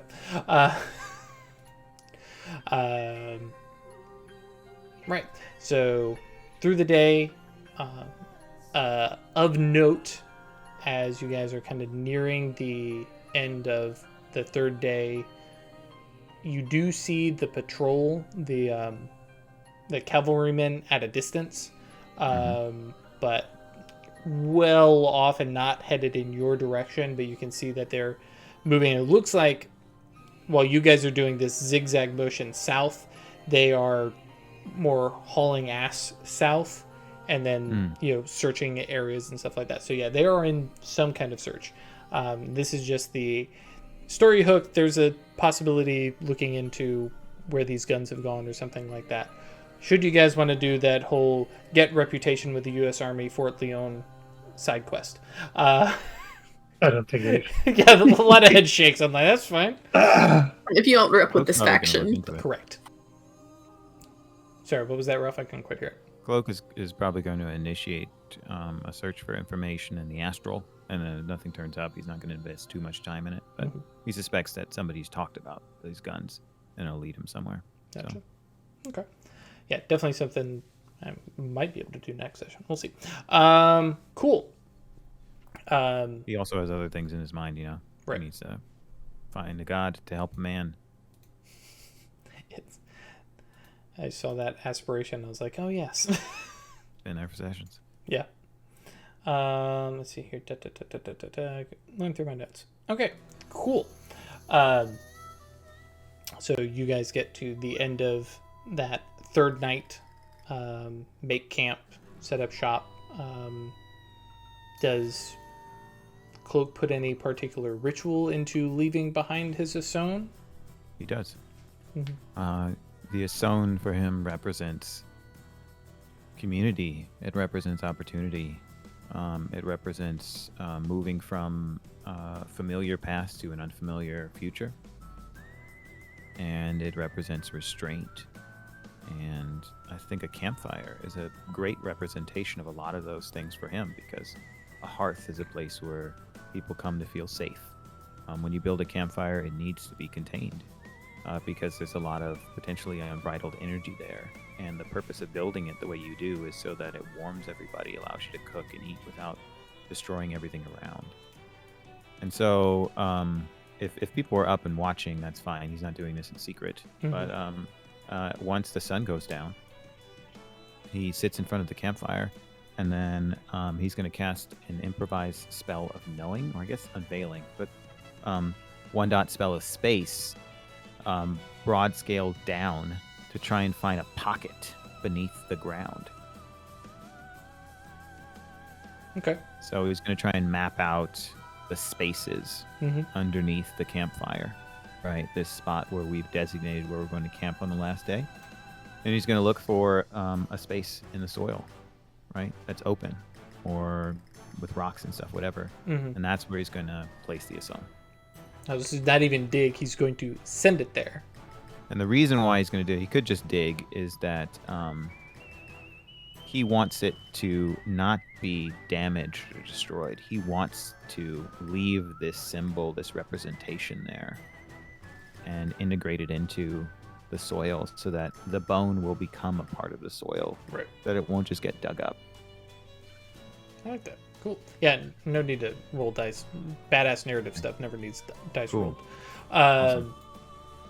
But yeah, and especially, I think Rilla is watching, especially from her perspective, and some of this is Drew's perspective, watching Cloak watch the fire, and she's like, he's gonna burn it. And she's ready to, like, because I was planning, it's like, oh yeah, we'll make sure it burns up, there's nothing left. And then suddenly, I imagine the Asone, there's the peripheral mage site, ping, and then the Asone is just gone.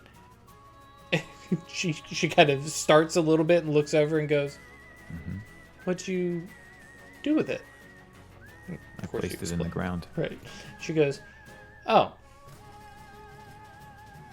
Very symbolic, but less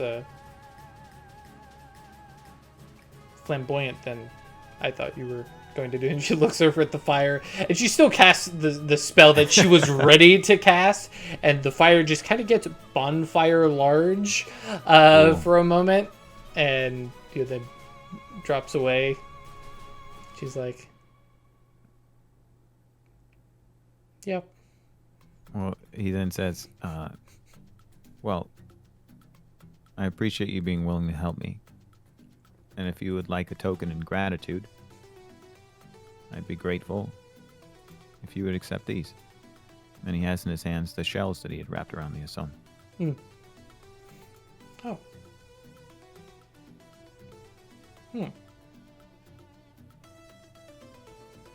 Yeah, she accepts them and kind of looks over them, and because if you remember correctly, they've got kind of a prayer bead kind of set up, and which for her, she's not a Catholic at all, but starts working her fingers over them and just kind of interested in them, and I think probably ends up holding and for lack of a better term, playing with them over the course of fidgeting with them is probably a good term.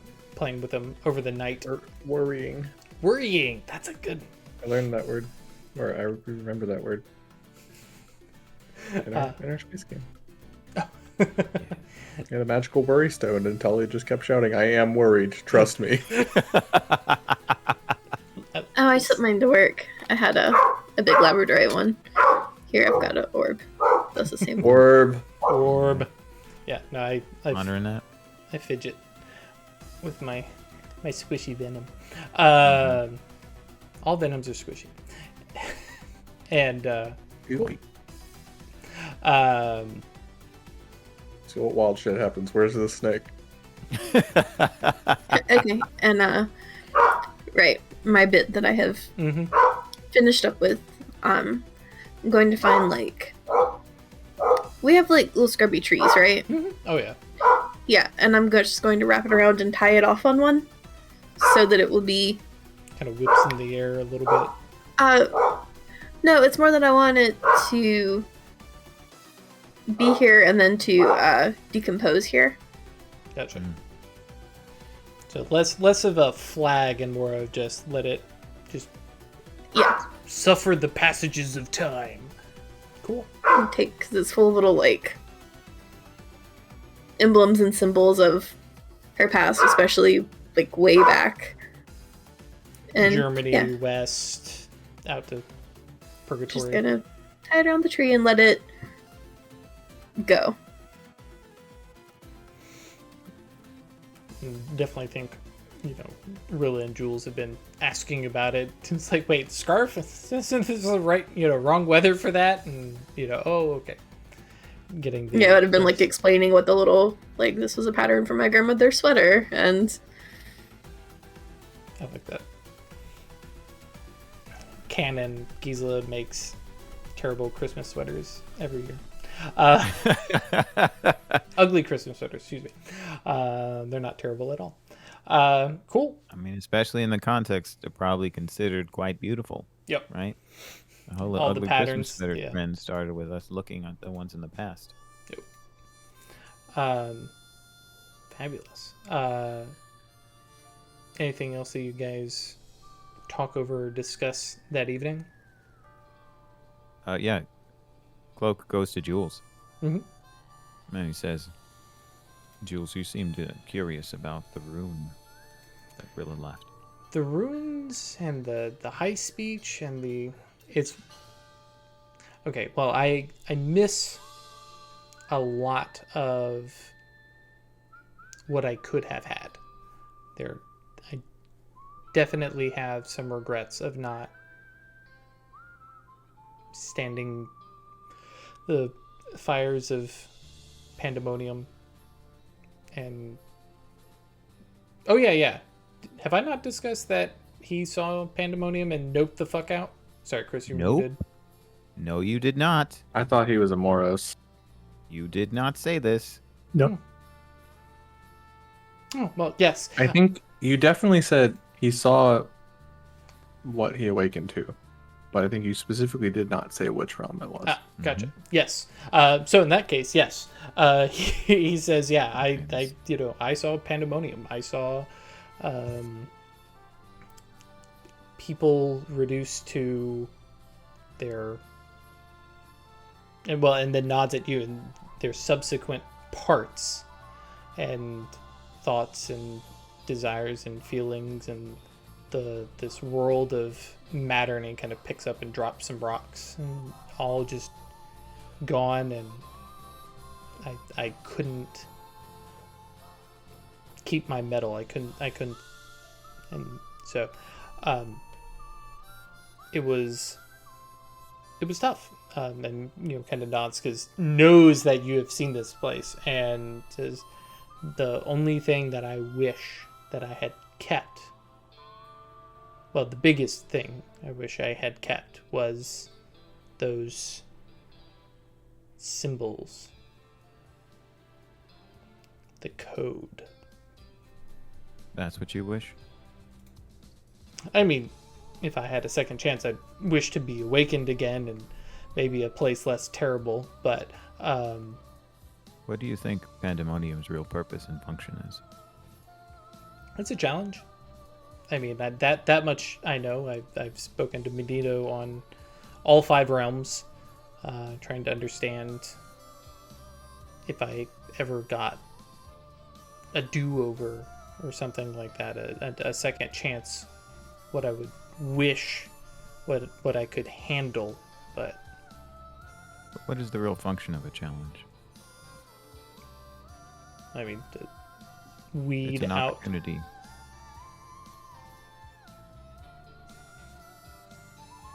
I mean, just one way or another, weed out or challenge or yeah. But What I mean, Jules, is you seem crestfallen about how you describe it as being insufficient to the challenge, and you lost something as a consequence. I do not feel insufficient. I feel as though, considering you all and considering what Rilla had gone through, I feel that I should have been better prepared. Not by any of you, like looking around and being like, I'm not blaming this on anybody here, but it's like I thought I would be ready for something like this. I talked to Rilla, I talked to Benito, I talked to all of you, I talked to the Diamond Order. Actually, no, he would not have talked to the Diamond Order. And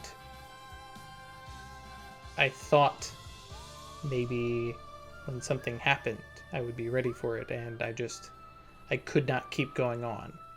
And for context for everybody else, like his awakening was like a day or two, and he had the whole mystery play, and at the time for all of you, it was a very similar like, okay, we're gonna ship him out to Theo's house and just leave him out in the yard and just keep an eye on him, and it was Rilla 2.0, but yeah, he came out suddenly, especially because I imagine Theo would have kept an eye on him considering her and scrutinized, right, and and just instead of having that bump of awakening that Rilla had, all of a sudden he's stumbling out eyes wide and like, holy shit, I've seen some things.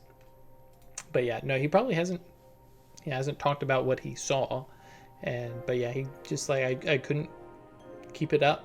I was tormented and prodded, and yeah. Can I give you some advice? Oh, sure. I was in Pandemonium, or at least in the material world, was 9 days. Naturally, that felt like an eternity. And I realized something while I was there, is that I was prolonging my own suffering. My resistance to what Pandemonium had to teach me is what made it last as long as it did. That once I accepted what I was to understand about myself and about my opportunities, it ended. I awakened. I was fortunate to have enough time to do so. Perhaps you weren't. However, the real lesson from going to hell is that heaven exists. Pandemonium is about opposites. It's about pain and suffering as much as it is about joy. Because pain and suffering teaches us that what we do can bring us closer to one extreme or the other. So the advice I have for you is that you have a unique perspective, even though you cannot work your will the way we do. And having glimpsed Pandemonium, you understand more than so many other people in this world. that if you try and escape from your own demons, they will always hamper you.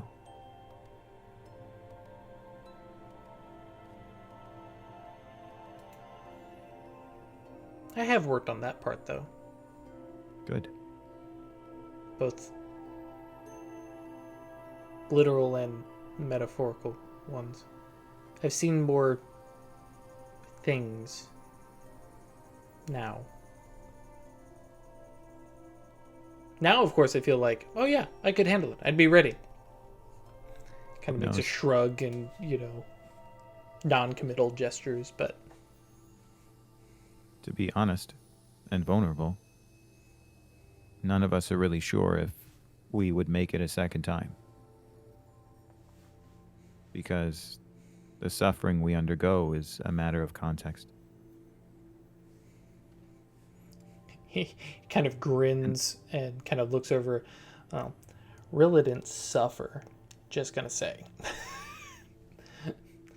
The weight of potential is its own suffering. The weight of destiny as well. That's true. She came out and then Cloak realizes something he was really excited about that he thought of a year ago, and now that he's talking to Jules and having a conversation, he remembers and he says, "Oh my gosh. So you've been experimenting with contacting ephemeral beings." Yes. Have you contacted any Goche?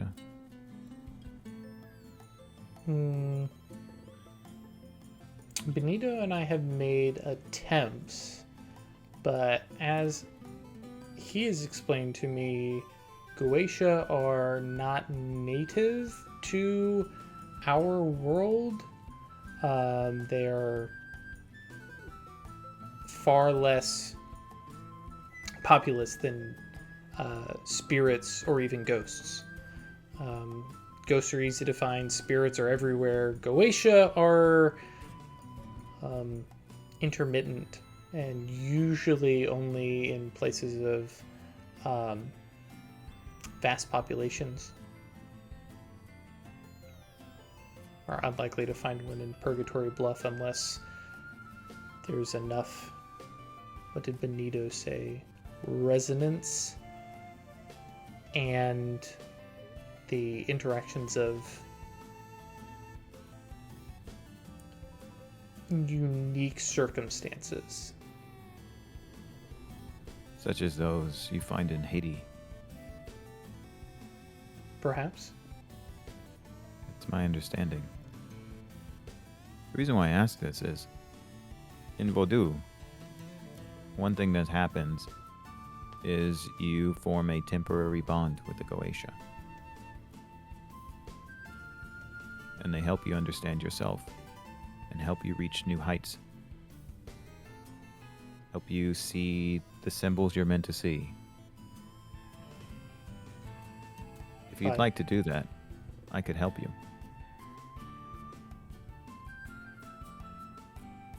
I would... kind of pauses and thinks and kind of looks around the camp and says, I do not want to distract from the journey that you are all on. I don't mean right now. No. But when we return, he says home and then kind of does a double take and realizes, oh shit, yeah, Purgatory Bluff is home for him now too. And says, when we return home, yes. I would feel poorly if I left Benito out of the opportunity. Would that be okay? Not necessarily to offer him the same, but for him to be there to observe? If he's your guest, that's okay with me. Yeah. Yeah, if nothing else, it will be a new novel experience.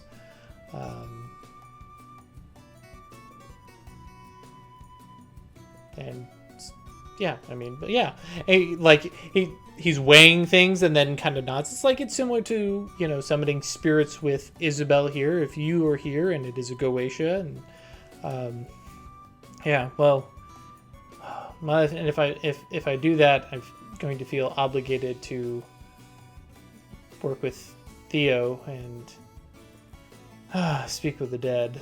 Like the dread. He's like spirits are weird, otherworldly things. Demons are weird, otherworldly things, but ghosts, those are dead people, man. Like, it's weird, right?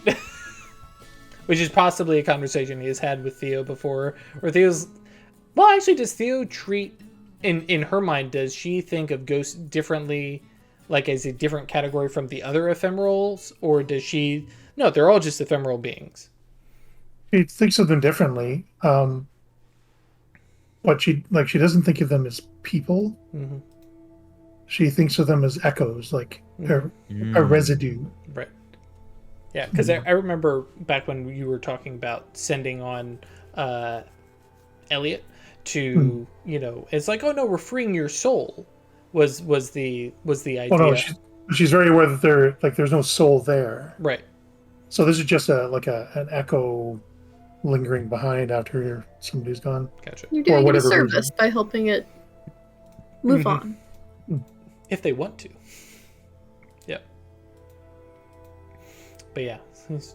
So Jules is like, yeah, now if I do Goche, done demons from someplace, done spirits, we'll do Goche. Yeah, I guess I'll have to do ghosts and see what other things are out there. Benito says there's angels, but I don't know if I necessarily want to summon one of God's, like, soldiers. That seems blasphemous. Do you want to help me find mine? Your angel? My fate ephemerals. I mean, if you have a place to look, yeah, absolutely. Yeah, because that is, like I said, Jules doesn't have an obsession, but he does have an obsession with cataloging and finding and meeting and interacting with ephemeral beings, especially if he can figure out how to interact with them from the fallen magic side and what rituals and rites to perform. So that's one thing Gisela is still a little bit caught up on, which is that there should be something here. Mm-hmm. Everybody else has got one. Yep. But yeah, so Jules definitely says, yeah, I summoned Goche and you said mounted. That would be an interesting experience, because it has been made very clear to me that being possessed by a spirit is a no. That's right.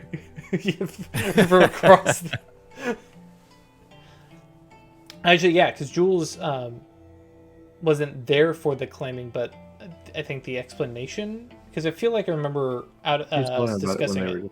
Right, yeah. When they had their date. That's right. It's like, oh yeah, we definitely do not cross that. But yeah, I would be very interested in that. And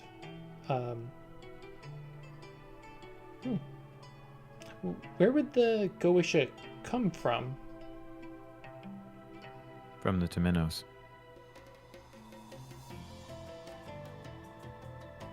I wouldn't be opposed to that, but could we start with something? He almost says friendly and then says more local. Something from your mind or my mind. If you wish. That would be safer, right? I do not think so. I think that's a good spot to pin that conversation. Well, you guys have the conversation of, no, listen, just because it's from Euroneros, does that in any way mean it is friendly or happy to see you? It's like, pull up that really bad memory from the 7th grade. Yeah. Still going to shove you into a locker. Good stuff. Is there anything else? Yeah. Do we have some metal, or can I find some metal and bring it to the surface, or? Cool. Oh, I mean, probably There's probably iron. Right, yeah, I was gonna say some, not like huge amounts, but yeah, there's probably some that you could find and, work, and it may be a bigger spell to, draw up from the earth and pull out of something, but what'd you have in mind? Like, how much iron are we talking about needing? I want to make a crown. Ooh. Theo is leaning into some, not left-handed, but some boss bitch mood over here. It's like, listen, I love that. But yeah, enough for like kind of a like filigree kind of crown. Sure. Yeah. Or, well, yeah, even a larger crown doesn't, because it's not going to be thick iron. Yeah, it's not going to be like, a wheel or something. It's not a cast iron skillet in the shape of a crown. That's right. That is also true. You do have probably some cooking utensils should you wish to use your own metal if you would like, but Pulling out of the ground is cool. I like it. Yeah, it's just a matter of like connected to you versus connected to here. Yeah, right? It's more, and where the metal comes from doesn't really matter for what I'm going for. Mhm. So during the evening, Theo definitely does the mental shift to Babasera, and then using shaping, she will fashion a crown with like a 10-pointed crown. Mm. And then using Prime, she will do invisible runes with one rune for each the Arcana. for each Arcana. Nice. I'm trying to remember invisible runes.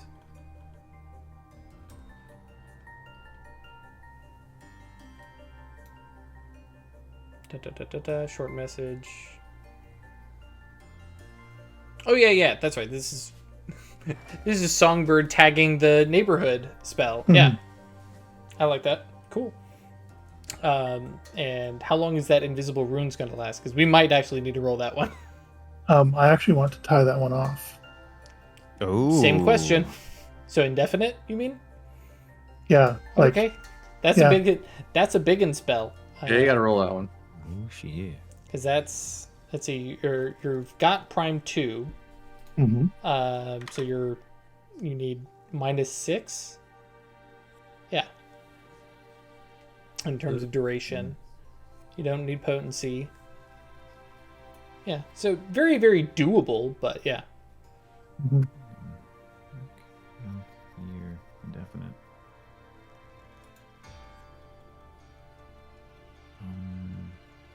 I think it's -8.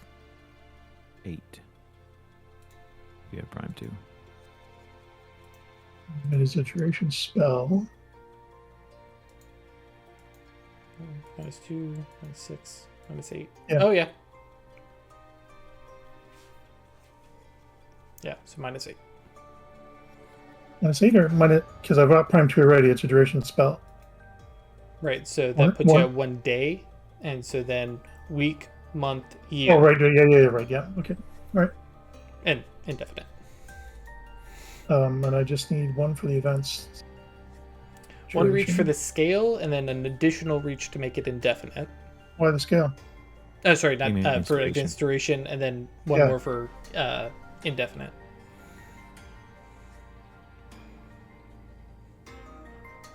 Don't need that's any fine. potency. For the duration on a spell that's intended to clash, it's better just to put it as a year as opposed to indefinite, because then it doesn't cost a mana and an extra reach. You just maintain your pattern. Yep. And I think year and indefinite have the same bonus on clash. Yeah. Exactly. Yeah, it's same clash bonus. Yeah, but she does want to maintain it. Oh yeah, no. We Yeah, just okay. decided. We're just talking about another benefit from the.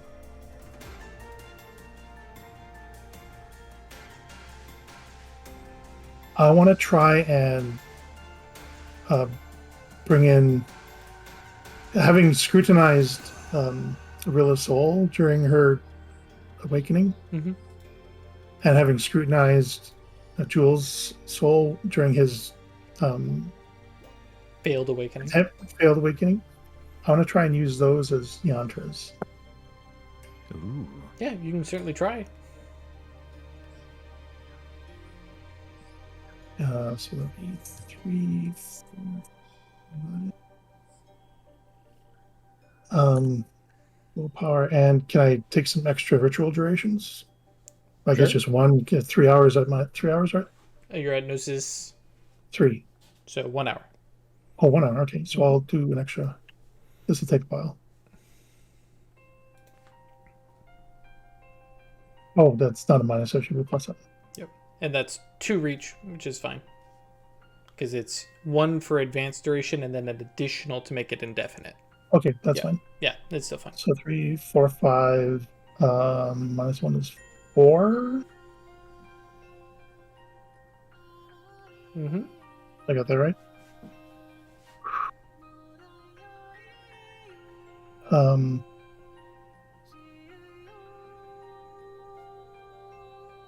Big spell. It's not a big deal. It is Mammoth a did big this with deal. 2 dice. Hey, there you yeah. go.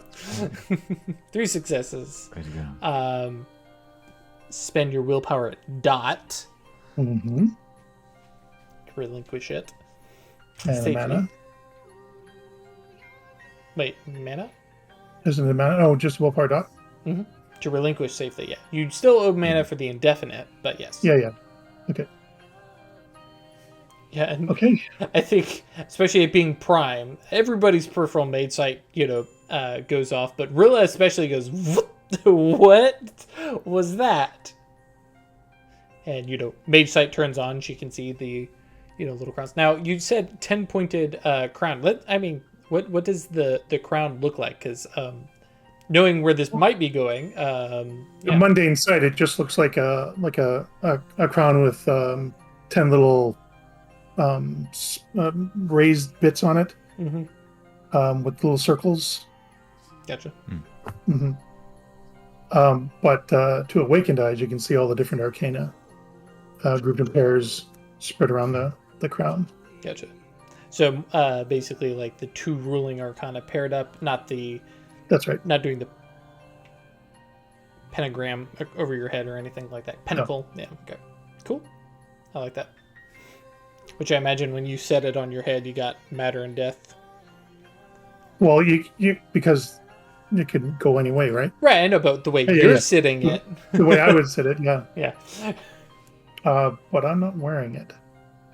Mm. I'm just going to leave it here. Sure. And the idea behind leaving it is that this is a gift that I'm giving to someone. Oh, cool. Cool. And yet It's, again, Craig is leaving behind a coin to try and nudge somebody into awakening. No, this is just symbolic, and I don't expect anyone will ever find it. Yeah. It's just a random iron crown set out in the middle of the American frontier. I almost said wasteland, but just grasslands, I guess. Cool. Anybody else going to interrupt me, or can we go on to the next morning? Actually, please interrupt me, because I literally have no prep for next week. And just one final thing, just in Theo's head, this is called one more thing. A Promethean crown. Promethean crown. Yes. Oh, cool. I do appreciate, and I don't know if Craig thought about it, but yeah, an iron crown. Sure, Go Craig. wrong. She used the material she had on hand, that's all. Cultural appropriation, Craig. Is it? Sears culture. Yeah. I mean, you've got the... Actually, point of order, what happened to the robe and where is it? So I was going to... I have an option for that. That's something that Isabel would go for. Sort of similar to what Cloak did to hide the Ason. We could put it in a space in the mine, deep in the walls.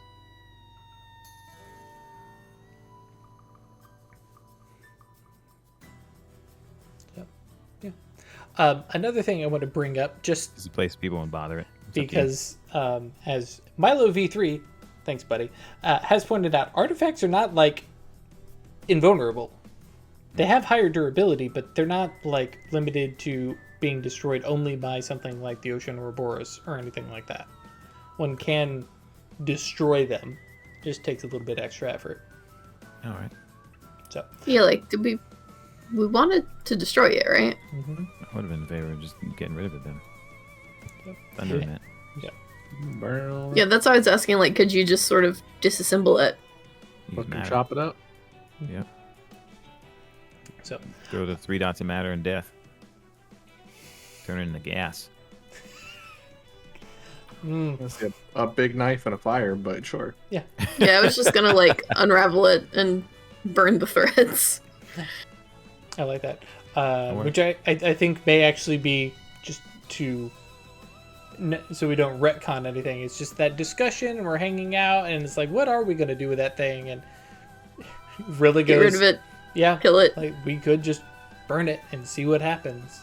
And you guys just set it, well, not free, but yeah, destroy it. I didn't previously push the idea of destroying it, just in case you guys wanted to investigate further and follow it. But yeah, if you guys are like, nah, fuck this thing, guys, set it on fire, let the motherfucker burn, I believe is the phrase. Cool. Leaving at that point just the Athame, which I believe Cloak still is carrying. No, Isabel had it. That's right. Yeah, that's right. Okay. Yeah. That's right, because it was a knife with an angry blood spirit. Yeah. We entrusted it to Isabel Yeah. to manage whatever's going on. So. Cool. All right. Well, as I said, I don't have prep for the next leg of this journey. Well, All right. Then. specifically, I don't have the the writing prepared. So we will call it here for the night. Trying to think. Yeah, I guess that's it. So. Oh, actually,